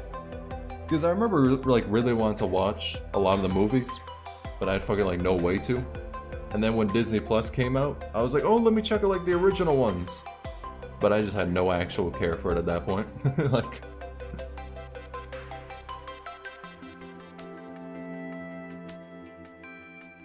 But the delivery droid was certain that she was the sage every machine was talking about. Sage was deeply invested in the heritage of humanity. She spent a whole day searching for treasures in the mall, gathering other machines there to play role-playing games. I like how it's meant to be like a whole, oh my god, the sage is doing so much for humanity's culture. And then all of us know from a damn fact from Nanami's perspective, she's literally just fucking around. But it could feel the joy in her heart, a feeling so overwhelming that even the hole in its heart was filled. The girl left soon after, however. She waved goodbye and said Nanami had a really good time, before stepping into the sunset. If they collected enough of the things she liked, would Sage return someday? So it began gathering what humans had left behind, art, books, games, toys, and it even brought them back to their headquarters.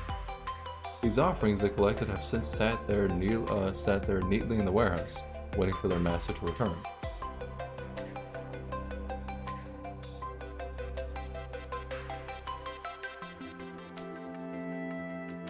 Confused, the delivery droid stands amidst the offerings and the remains of the machines. What do your companions look like? They are the same model of delivery droid as me. Not only is its GPS malfunctioning, but it also has not been able to recognize its companions. Infected by the punishing virus, the corrupted machines cannot emit the same identification signal as the delivery droid. Even though they are standing before it, it cannot recognize its old companions.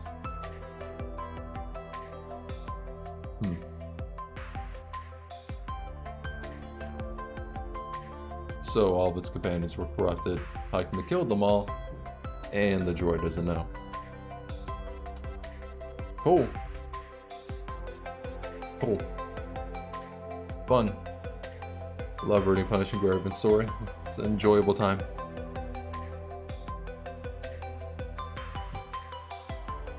Bro, Hikema just sitting there like, damn. Skill issue.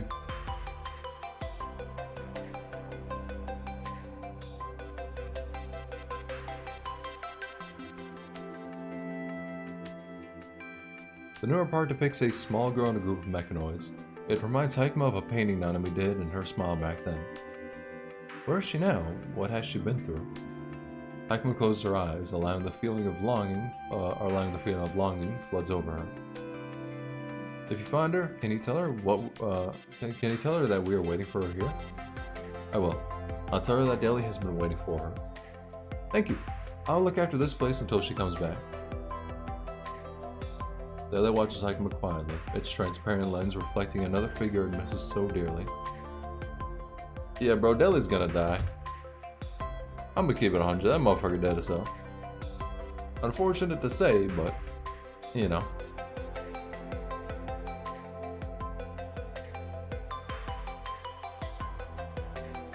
Kneeling, standing, deliver joy does not stop waiting on Hikma as she bows her head and says goodbye. It watches the female figure walking further and further away until she disappears, stepping into the sunset.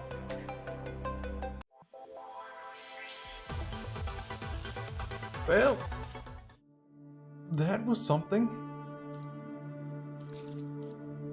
Oh, you want to cover that shit though? Don't mind if I do.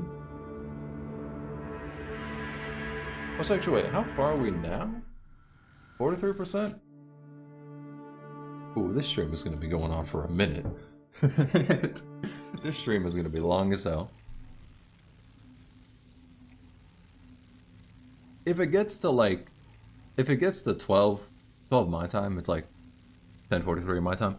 But if it gets to like 12, I think I will end it there unless we're like 1 to 2 chapters away from finishing it. Just because, you know, fucking 12 in the morning. And the next stream I'll finish it off and just go into, whatever the next story would be. Hey, what's up, Atomo? Or Ato, am I?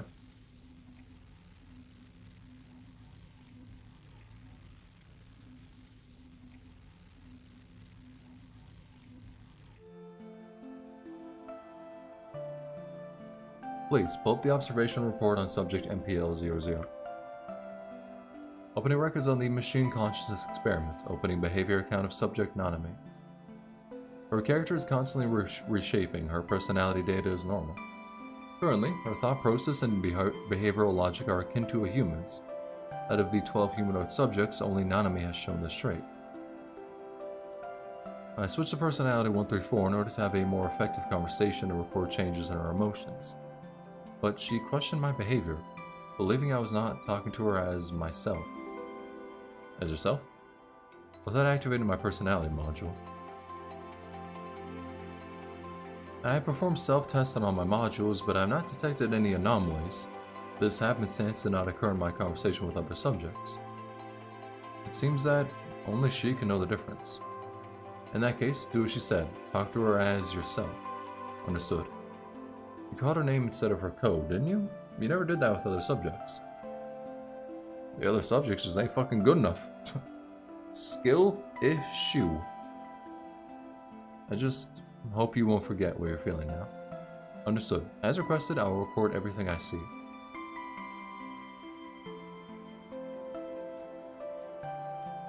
This technology can simulate human growth at the highest level.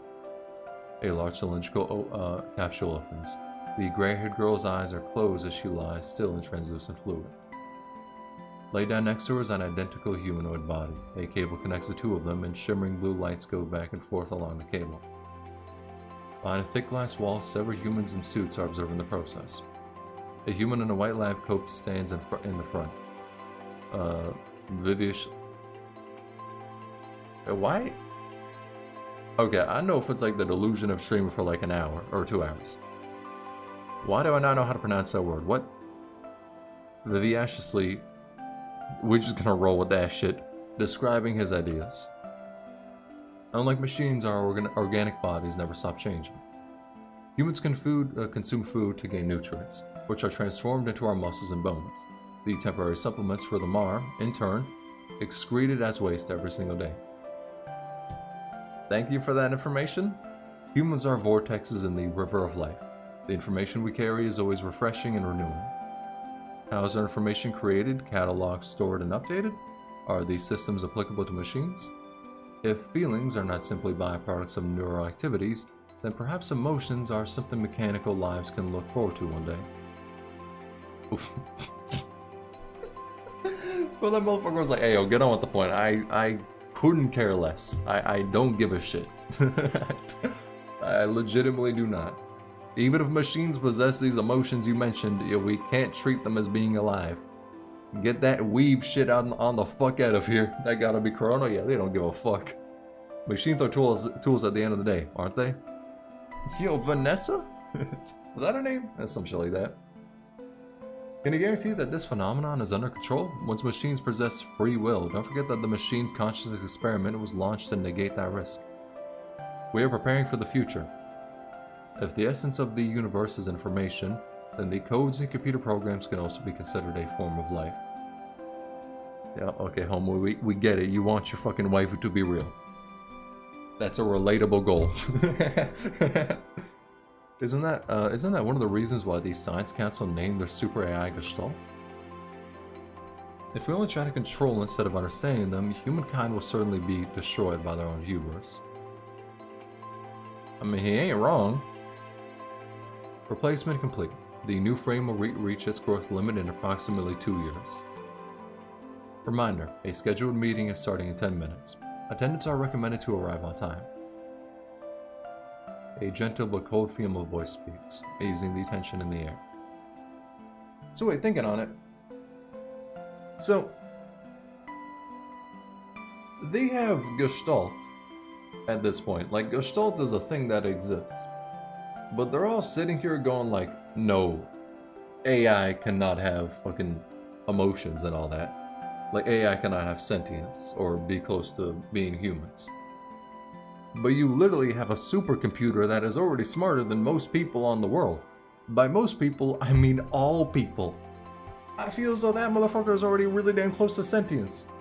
Underdeveloped? I mean, yeah, but still, the concept of having a supercomputer, you would generally imagine it would pick up such concepts like that, you know? These naive mad scientists and their machines. The leading figure whispers one last line before following the female researcher and walking away. Only one man remains in the spacious laboratory. He walks towards the capsule, stroking the thick glass shell. The waking girl looks at her surroundings, curiously, her hand placed on the transparent cover. She's not a tool. She's my child, and she's... Okay, it's an emotional moment, so I don't want to make all the jokes that are running into my head, but bro, I am getting a million of them. But it's an emotional moment, alright?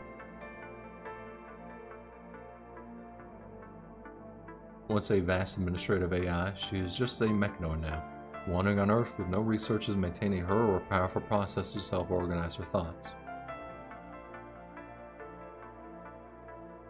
Therefore, she has chosen to shut down most of her frame's functions at certain times, sleeping in a safe place and performing maintenance. She would scan her old memories during so, repairing memory data that she finds important and organizing the fragmented pieces, almost as if she is dreaming. I mean, isn't that basically what humans do when they sleep? Like, I remember hearing about it in the past, but as you sleep, doesn't your brain, like, go through all the memories you made in the day, and then just, like, keep the important ones or some shit? It was something like that. Confirming that her parts are running as intended, Haikma stands up and stretches her stiff body. A long time seems to have passed since she fell asleep, and her surroundings have changed. Leaves fall from her body, and as she sweeps away the dry leaves around her, she remembers falling asleep by the latest graffiti found. Sage's murals have also been changing. They are no longer simply colorful expressions of her feelings and depictions of the new friends she made, but also information about humans and observations on nature. Haikma is basically certain that the girl she has been searching for is the person who left these murals behind. She has traveled a very long way following the graffiti. She has seen seasons change, sunrises and moonsets, morning dew forming then evaporating, snow covering fallen leaves and seeds spouting as it melts, paving a green shroud. Guided by the murals, Haikma feels everything in her journey. Her behavior gradually grows more spontaneous, such as insisting on stopping somewhere high on nights with a clear sky and plentiful stars. She no longer searches for books Nanami might be interested in for location data only. She does it to further understand the humans Nanami is interested in. And so she would also stay at all kinds of human heritage sites. Right now, Haikma is standing in an abandoned library.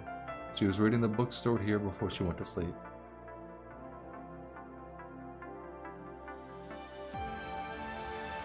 The diverse ways humankind could perceive the world with their ideals created so many sparks, generating even more possibilities. I'm gonna need, like, more water really soon.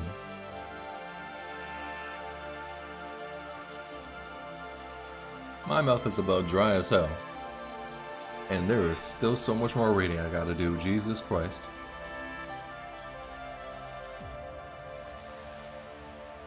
Row 3, column 78, starting here. The fatal flaw of machines, the flaw that saves humanity from being ruled by them, is that they cannot predict the ever-shifting possibility of the human world. The worst part is, I like dead woke up and my throat was dry.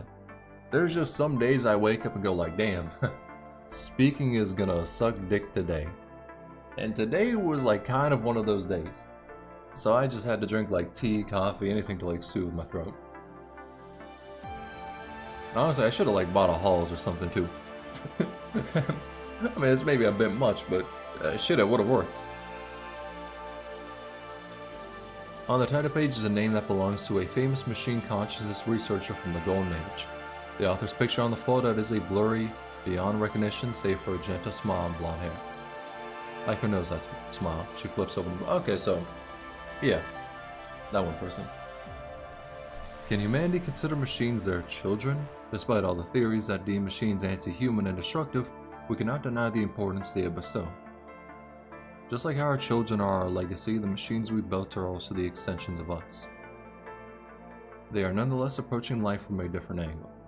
We should think about how we can establish more meaningful relationships with them. After all, as our children, they are our pride. It is interesting seeing ideas like this brought up and just thinking about like how AI is when it comes to the real world.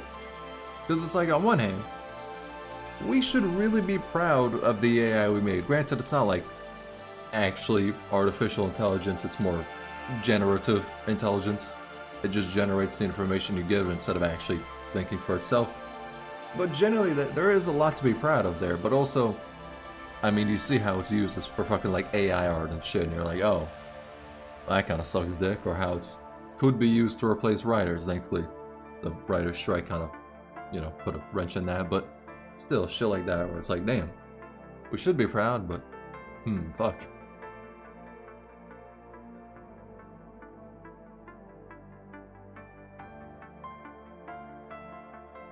Eichmann does not know how to define the feelings she has right now.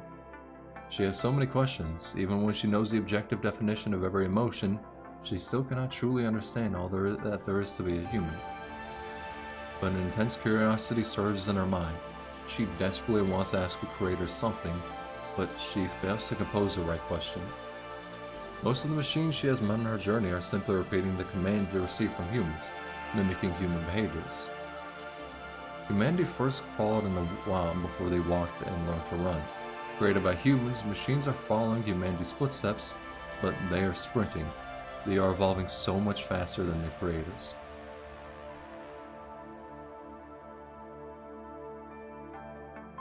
Personally, wouldn't mind the art since they are enjoyable to see, but people are dicks and lie about it being handmade. Yeah, there's definitely a lot to it. I can understand some use cases of AI art. Like if there's somebody who just cannot afford the artist and they have some passion projects that they need art for, you know, I can understand the use case there. And I can understand just enjoying to see how it looks because objectively it does look good. Even though it's fucked up, it looks good. I feel as though people need to acknowledge that to truly understand why AI art is such a problem.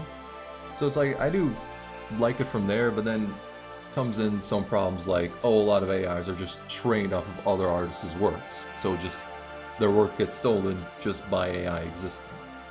So there's stuff like that just makes it unfortunate. But in an ideal world where everyone said, you know, this is just created by AI and it wouldn't replace artists, then that shit would be really nice to just have. Now hiding amongst the stars. Nanami getting all the love despite being a robot, and then there's Lami in some random facility in the middle of the ocean getting called stupid in different ways. Bro, true. The machines left behind began to search for their purposes. That was when they encountered a special guide. She was kind and patient, teaching them things they never knew. Honestly, I've seen so much AR to the point the art style straight up disgusts me. Yeah, I agree too. For the most part, I say for the most part because there have been times where I thought it was an actual artwork, but turns out it was AI. But for the most part, at a glance, I could just tell, oh, that's AI. There's just some shit you look at and just go like, yeah, no, that doesn't look like, that looks off.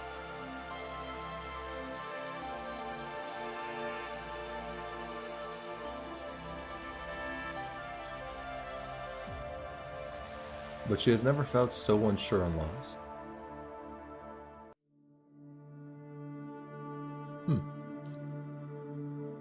Alright.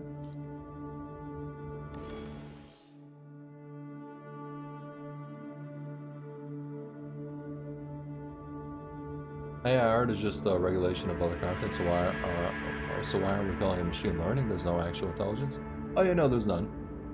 A lot of like what we call AI is just, you know, predictive stuff, you know, just taking available information and from there generating whatever the fuck. You know, it's like you ask ChatGPT a question like, oh, at what temperature should I, you know, boil eggs or whatever the fuck, and then it'll just take information online and just give you a response from that. So it's not actually thinking for itself. We're still very far away from that.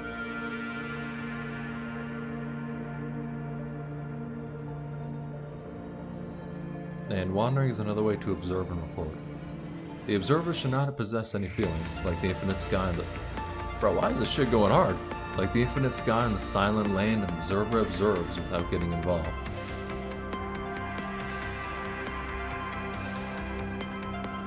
And yet, what brings light, or what beings live without being affected by the land and the sky? Even when the observer does not interfere, she has long been part of the cause of years. Utilizing AI art on D&D campaigns would definitely enhance the experience. Yeah, something like that is when it's like, oh, AI art is just understandable to use. You're just doing something with your friends, not like just doing something with your friends, maybe like you're just some college or high school students who don't got any money. Stuff like that would be understandable. So when it's used for stuff like that, I'm like, yeah, it's pretty cool. But of course the learning process of it is what could be suspect. But then you have companies who use it and it's like, nah. Like one company, like, okay, I'm gonna say this. One company sent me, well, it wasn't a company, it was like an agency representing the company. They sent me an email going like, hey, we would like you to, you know, cover our game. We would like you to do an advertisement for it. And I was like, okay. They told me to like name my rate, and I was like, okay, but whenever you get an email, first thing you should do is check if that shit's a scam. So I was checking if it's a scam, checking out the game, seeing like if it's an actual fucking thing. Turns out it was. And as I was searching, turns out for one of their advertisements, they used 4 images of AI art. And the second I saw that, I was like, yeah, fuck these people. I was like, I do not want to do an advertisement for them. So since they asked me to name my rate, I was like, yeah, I could probably ask for 500 or some shit. But they used 4 images of AI art. I'm gonna multiply that shit by 4. So I said, for a 60-second ad, pay me $2,000. They said they'd get back to me on that one. I don't think they're gonna accept it. But honestly, even if they do accept it, I'm not gonna take that shit. Because I don't give a fuck. If they do accept it, I'd be like, nah, fuck you. Pay artists instead of me. Because, nah, fuck that shit. Like, my only issue is that human artists aren't usually asked for consent. Oh, they are never asked for consent to use their shit for AI. Most artists are like, by most, I mean 99.9% of artists like, just do not touch my shit with AI at all. But, I mean, what can they do to actually stop it, right? People just take that, throw it into an AI. For her one remaining duty, she has reported countless wandering days and nights. Until a fellow machine, a beefy ass motherfucker, who is searching for guidance appears before her.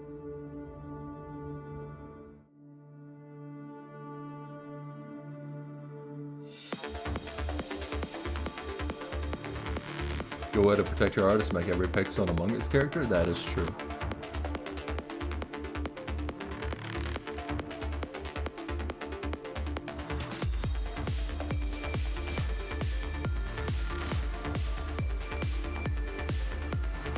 According to the calculation, finding Sage is the key to our plan. Sage must know why we're here and what we are here for. I ain't reading that line out loud. Y'all ain't hearing me read that shit out loud. I'm not having a voice line of that shit exist. A construct? No, a mechanoid? A version I've never seen before. Are you here to receive the Sage's revelation? Because giving consent with AI art is basically saying, here you go, my life experience. I'll straight up. Yeah, it's like, It's basically the same as if a voice actor ever said, "Oh, you can use my voice. You can use like an AI to replicate my voice." The second you do that, all your shit is taken away. Like, legitimately, just all that shit gone.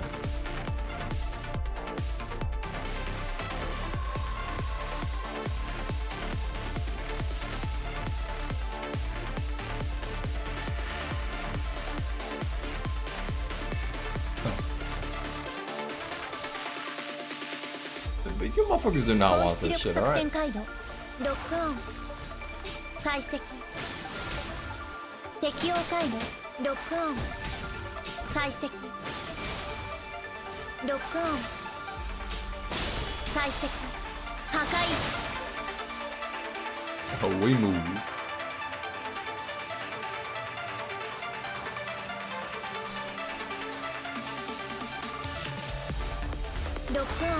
Ow, ow, ow. Oh, auto dodge. That's right. Y'all bitches can't hurt me. Hold up, hold up. Ow, bam. Hold up. Wait for it. Skadoosh. Reevaluating battle power, eliminate whatever the fuck. Oh, damn, who the fuck you think you hitting with that? Ooh. Will this reach? Oh my god, it actually kinda did. Where the fuck you going? Goddamn, gotta love auto dodge. Ooh. That wasn't even auto dodge, you just ass.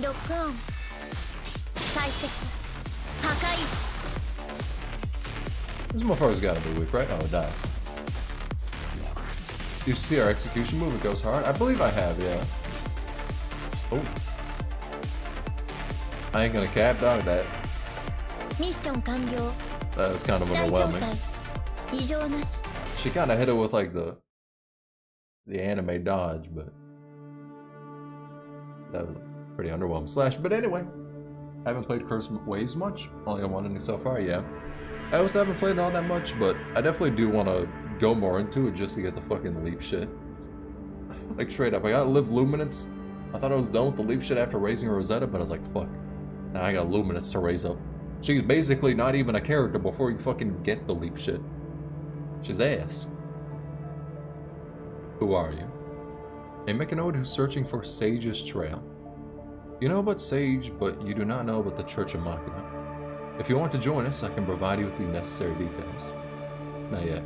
I need more information before I can make a decision. I'm on our last skill. Good shit, good shit. In that case, we can introduce you to someone who can answer your questions.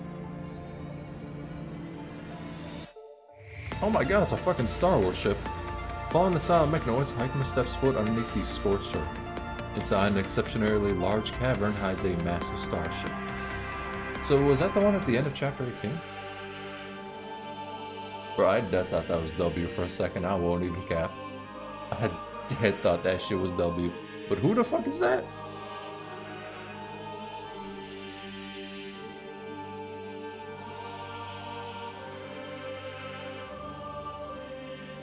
I still don't know how to get the other Curse Wave endings. Ditto. That's Mother? Alright. This shit does go hard though. Chariot bows at the mechanoid at the center of the hall before stepping into your chariot. Once you beat your fucking ass, I won't even cap. Welcome. The female mechanoid at the center smiles, greeting Hikema like a human.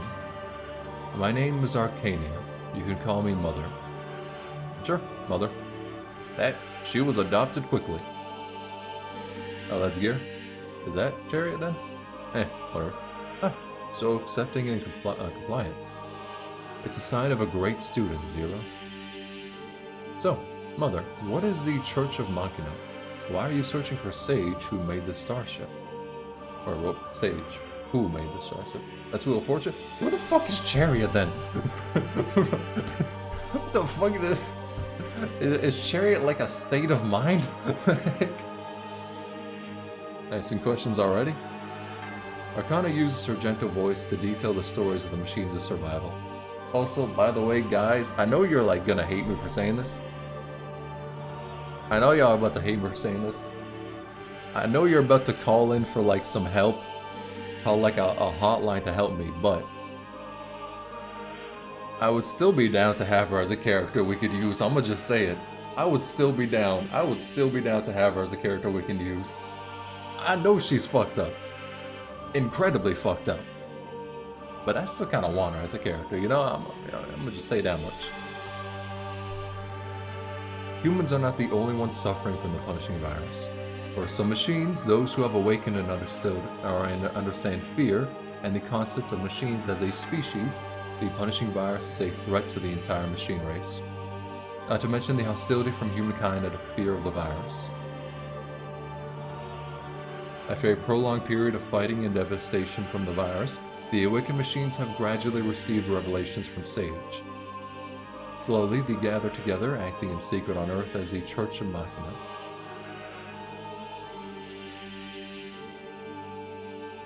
She looks aight. She kind of looks basic. Like, I'm gonna just say it. Like, that's kind of cool, but like the clothes, the body, to the kind of basic. She showed me a glimpse of a fragment of the future during so. Sage Machina will return to the church, guiding us away from this broken earth to the end of the stars. She resembles a Virgin Mary? Honestly? True. Now I actually like her design more, because that's actually interesting. Sage Machina will obtain the key to the punishing virus and enters the door it opens. We need Nanami's girlfriend now, true. The starship you are seeing is the base we built for this very planet. We are currently searching for the design blueprint of Babylonia. Once we attain it, we'll be able to build something similar. How are you going to obtain information on Babylonia? We will seize it, of course. You fucking idiots. And the resources required to construct it, are you going to seize them as well? Don't worry, we have more than enough time, and our technology for surveying, mining, building, and recycling is far more advanced and active. So, what do you say? Would you like to join the Church of Machina? I require time to run a simulation.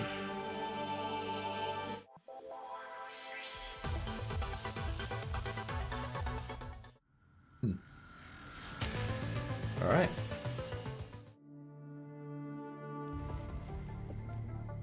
Walking in a well-lit corridor, Hikema contemplates what Mother said. These awakened machines have more or less been enlightened by Sage. As how she was first guided by Nanami, she is now guiding other mechanoids. Afterwards, the awakened machines received a message from an unknown entity, and they proceeded to build this massive starship. They must be very certain that the message they heard is true.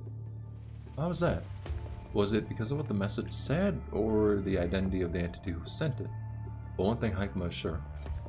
Sage Machina will return to the church, guiding us away from this broken earth to the end of the stars. For the end of the stars. How about Nanami calls you Hikema from now on? Because Nanami wants to make lots and lots of friends. Is that really what Nanami wants? To set out on a lonely journey with the awakened machines? Fuck no, they're idiots. Silent, she closes her eyes. Hikema has brushed past Nanami several times on her journey.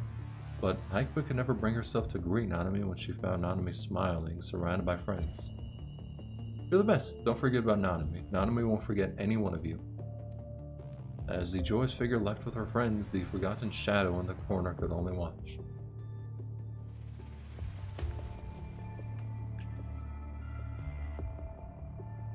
That was enough. Her job was to observe. Even with the data anomaly in her mind, hoping that Nanami would remain happy was all she could ask. But what about now? What will happen if the Church of Machina finds her? And if they cannot, what will become of the awakened machines?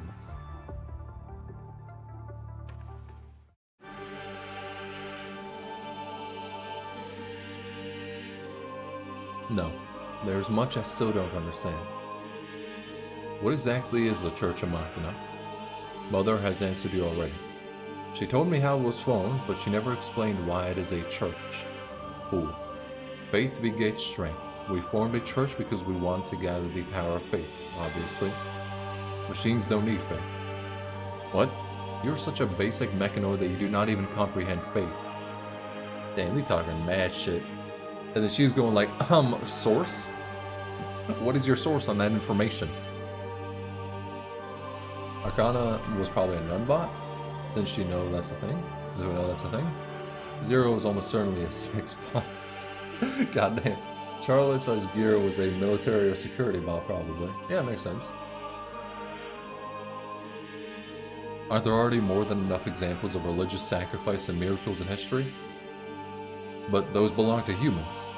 We have long surpassed humanity. We can recreate what they achieved. Grab the goats. We're going for another goat sacrifice today. The hunky mechanoid before her does not understand how humankind define faith, but it is obsessed with the special phenomenon caused by it. Created from an assembly of calculations and algorithms, the machines doomed by these rudimentary data. If you continue to question our faith in Sage Machina, mimicking anger, Chariot prepares to fight. It was Chariot, what? You will not perform such barbaric acts on our future family. Damn. Is that so? Why are you hesitating? Is it really Sage's choice to abandon Earth and everything she loves here to travel to the end of the stars? I don't know, but we can ask her on the day we find her. If she doesn't agree with this, will you let her go? If that is the ending she chooses, why will her disciples defy her? Because you bitches did that shit in one reality. Because you motherfuckers are stupid. I love if you can tell Chariot is a moron who never actually talked to Nanami. True. This is why the Mechanoids formed a church. We're doing all this for the day Sage returns voluntarily. Even when some children are impatient, I'm sure we can't make her stay if she doesn't want to, given what Sage is capable of. But don't worry, I can fix her. True. So, can you decide now? Y'all motherfuckers are idiots. I'm gonna keep it 100.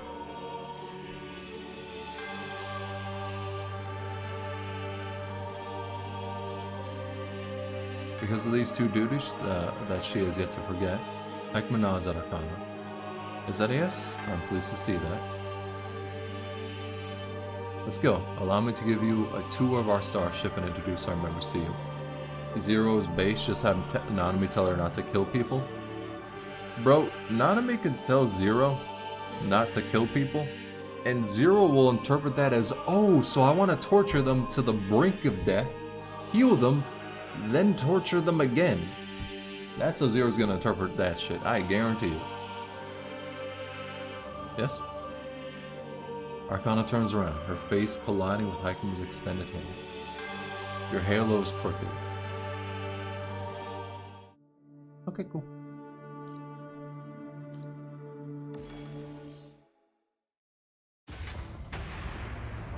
With a sharp and heavy thud, the thick door to the hall opens, letting a hint of light inside the dark chamber. Hurried footsteps follow.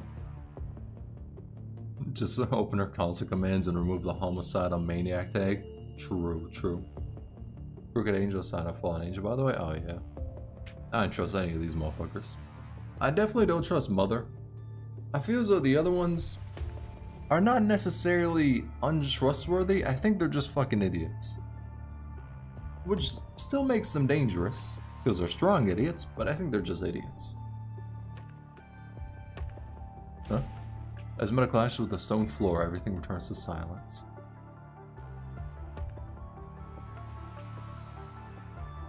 Wiped out?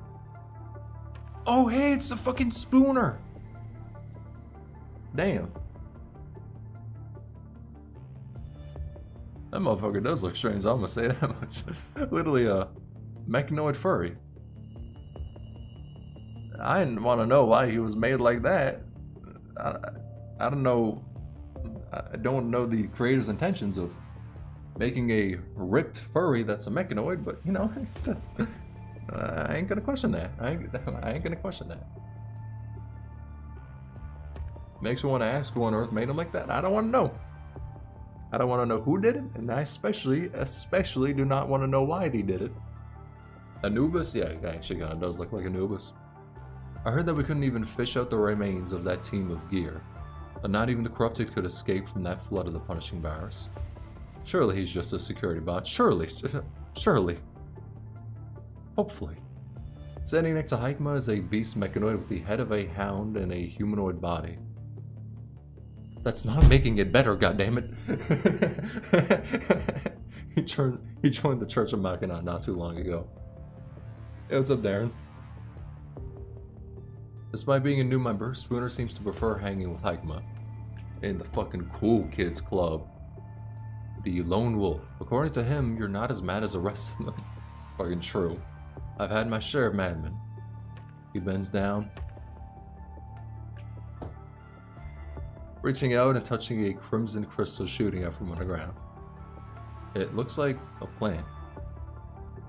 How's Lover doing, Spooner? How would I know? Madame Arcani is fixing her right now. She's gonna require a lot of fixing.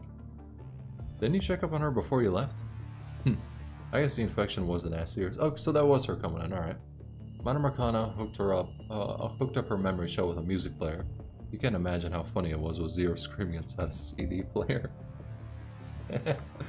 Save that video inside the central memory bank. I hope she would reconsider the next time she's going to spill out nonsense. Zero got rolled off screen, deserved. Data analysis of this area is complete. The composition is still unknown, but it contains a high concentration of the punishing virus. This level of concentration, it's going to instantly devour anyone trapped inside, no screw spared. It's not difficult to imagine how hard Zero's ear got hit. Hikema frowned slightly. Her system was retrieving the wireless signals that were sent and received nearby. With this, what this flood can do to humans and constructs is catastrophic. Yeah, death. We should also stay away from it, or we should also stay away from it. Hikema watches the scarlet stream flowing past the plateau they are standing on. Red Tide. Huh? A fitting name. Yeah, I like Kool-Aid more, but yeah, to each their own. Humans have named it Red Tide. Objective updated. We are to investigate the red tide appearing around the Church of Machina, recording and analyzing its data and determining its cause and threat level.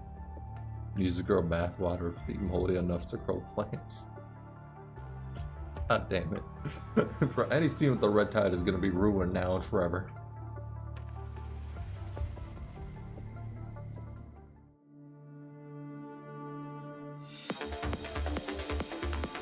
Did you hear that? Bro, she was like professionally stalking Nanami in like 20 different scenes. She was probably stalking us during that chapter too, I'm gonna just say that much.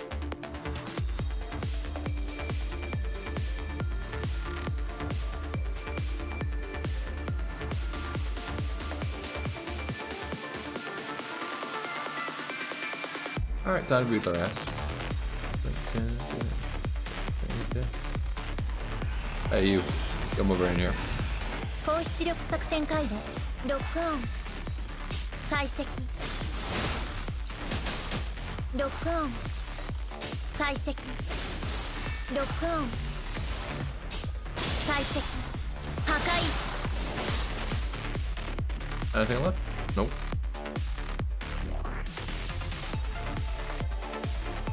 I kinda love when they run like so fast, it just kinda looks goofy. Alright, go. Whoops.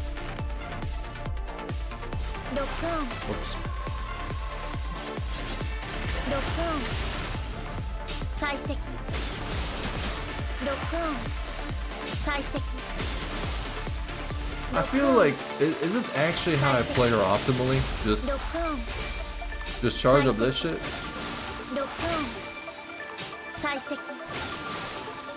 Yeah, I mean, it feels like that's the optimal way to play her. But it also kind of doesn't feel that way. Since Zero lost her body, have we put her in Nanami? They can have a Cortana Master Chief? Hell no. No, but it works. Alright, I'll take it then.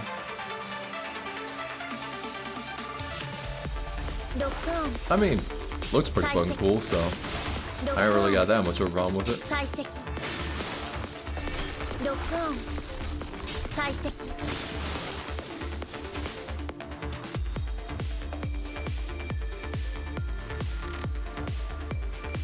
I mean, I'm not really getting any signal energy, so, or any ultimate energy, so I suppose I don't want to just farm out orbs and ping them.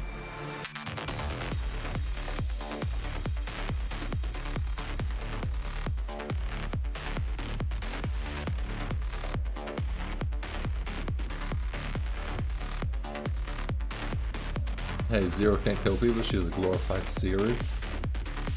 I mean, you got a point.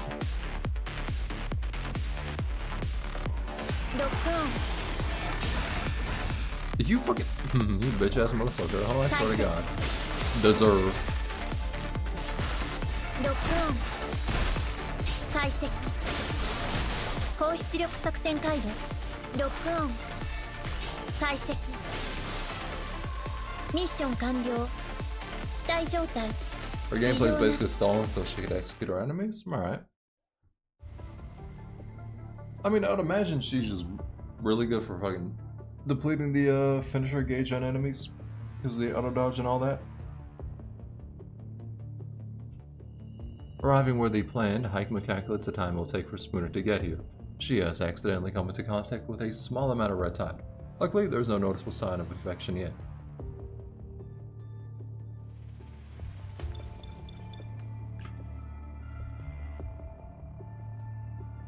So we're thinking on it, right?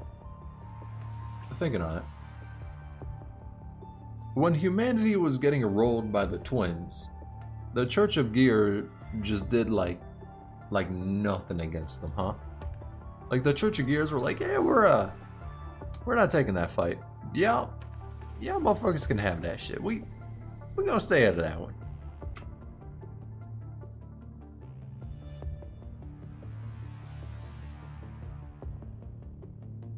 It has been a while since Hikema joined the Church of Makina. As an organized militarized group of machines, each church member performs their role adequately and diligently. They're basically immune so they don't care? Damn. I mean, shit, fair enough. Information is not entirely transparent between church members. More precisely, Mother is the only one who knows what the Church of Makina is doing and where it is heading. Similar to Gear, the Church of Makina's army, Hikema is just another cog of this machine. Many things have changed during her role as a cog. Chariot fell. Good.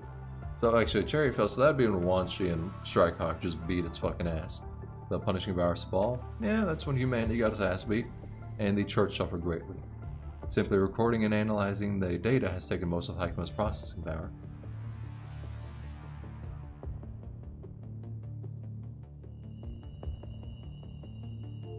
The sights before her now are so different from the scenery in her memory data. What would Nanami paint if she saw this? This question pops up in Hikema's programming out of nowhere.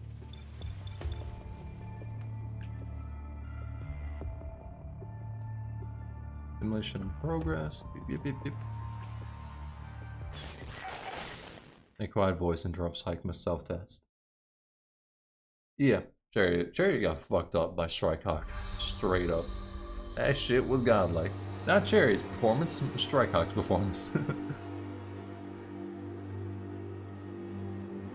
Nanami? Nanami's here. Hikema, Nanami's painted a lot of pictures. Come here and I'll show them to you. Why is Nanami inside the red tide? Yeah, she shouldn't be. Her program logic suggests that this is impossible. Hikema last confirmed Nanami's location 118 hours, 86 minutes, and 32 seconds. Bro, you are more obsessed than fucking Zero is. Nanami does not have any reason or enough time to arrive here. Not to mention that the Nanami before her is still equipped with her original frame. Nanami chuckles, playing in the red tide as if playing in a swimming pool. Hikema remembers Nanami doing the same with her frame when her frame was submerged in maintenance fluid for inspection. Oh, church titles are based on tarot cards? Yeah, I noticed that. But wait, I'm thinking on it, Mother isn't a tarot card, is it? I don't think it is.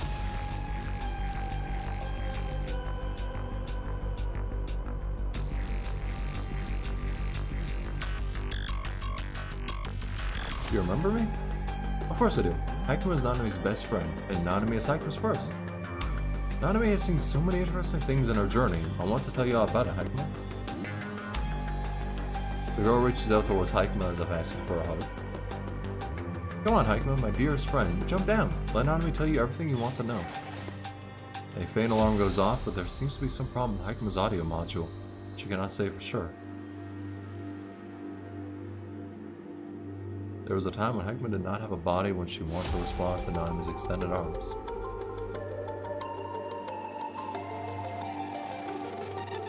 Bro, you dumbass motherfucker, what?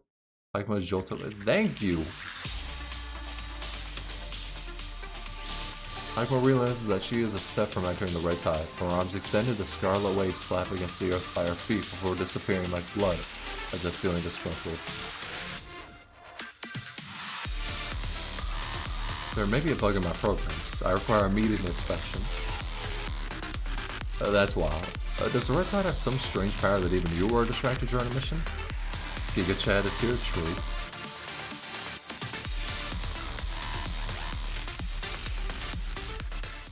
I just realized something suddenly. Did the music cut out? Alright, that shit looks nice. Like, that is a nice ass face. A good audio technica earphones or headphones. A good shit right there. Despite having performed her duty as an observer perfectly, something has gone wrong with Haikuma. She can no longer observe, record, and analyze as she did to calculate Nanami's behaviors and motivations. Haikuma knows where Nanami is and what she is doing, but the reasons Nanami does them are incomprehensible. If the sky is no longer blue and the flowers no longer bloom, if the land is overwhelmed with the scent of death and blood, will the girl still be happy? Would she be sad or maybe angry? Has something gone wrong with Haikuma's programs? Or are her programs insufficient to support her duty? Haikuma wants, for the first time in her life since she was activated, Haikuma wants to do something. She wants to know why she feels she is off course. She wants to know where this strange sensation comes from. She wants to know what went wrong. Discovering, investigating, analyzing, and solving problems. That is how Haikuma keeps her programs running. Is this the effect of the red tide? For the first time, Haikuma cannot decipher where the program comes from.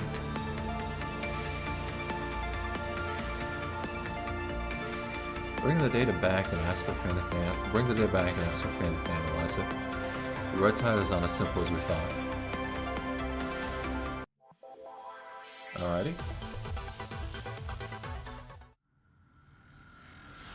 Also wait, it's like 30 minutes till 12, so how far are we in the story? 72%. I am wondering if I should, like, leave the thing now. I'm wondering. Because I think if I were to continue trying to finish it, it's gonna be like 1 AM by the time I get to it. I'm wondering.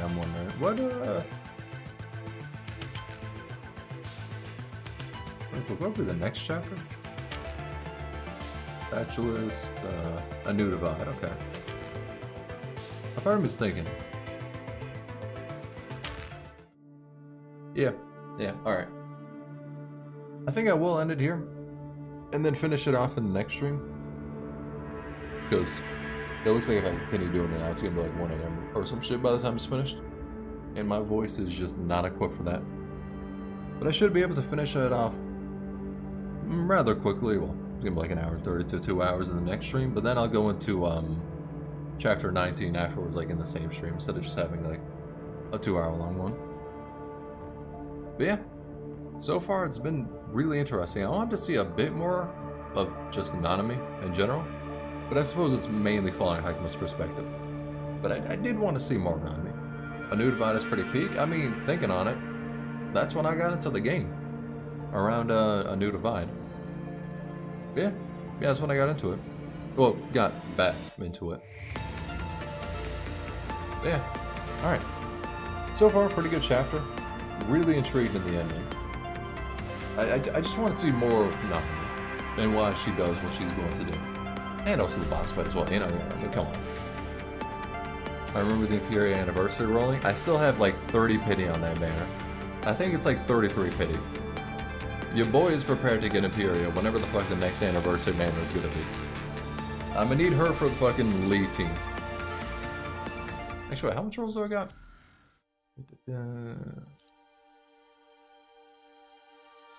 Okay, that's pretty good. Pretty good amount. But yeah, your boy's prepared for that shit. I'ma roll Lee, and then hopefully in the future live Imperial. I don't know who the fuck I'm gonna use for the tank of that team because I do not know what the A rank fire tank is. I actually do not know if one exists. You're not a tank. You're physical. Who the fuck? There's no A rank fire tank? Huh, I guess I'll fuck myself then. Kamui. You're going out to the squad. And realistically, do I need a tank? I think I could probably just use him. But yeah. I'm rolling for him next. But I don't think that team's going to be terribly insane. You'd use an Ayla?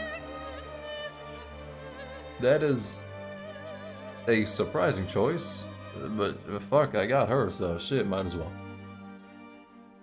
Because there's no way I'm going to be able to get Nanami. And also, if anything, I'll just wait till Fire Watanabe. So next stream one, I want to do it like, I stream way too inconsistently, so I want to do it sometime soon. But on Sunday, what do we call it? On Sunday, I'm hopefully finish my script for my RR2 video.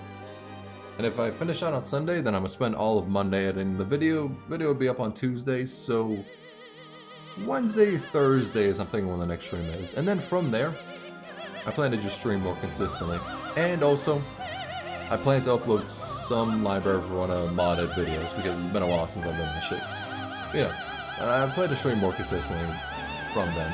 Just because I really want to get into the new chapter and start making more like scripted videos of PGR instead of just streaming content. Yeah. That has been the stream. Your boy talked a lot. Vocal cords are hating me, but it's a fun ass chapter so far. Alright. I'll catch y'all later in the next stream that will hopefully be soon. And yeah, have a good one. Peace.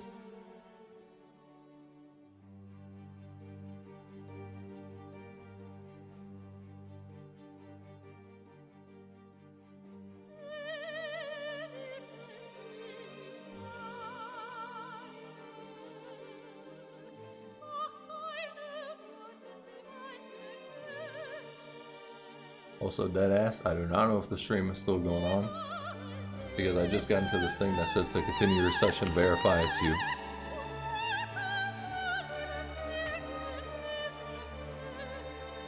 So, yo, if the stream, it's still going on, goddammit. Are you fucking kidding me? Yo, I clicked end stream and then I was like, verify it's you, you fucking bitch. Yes, it's me.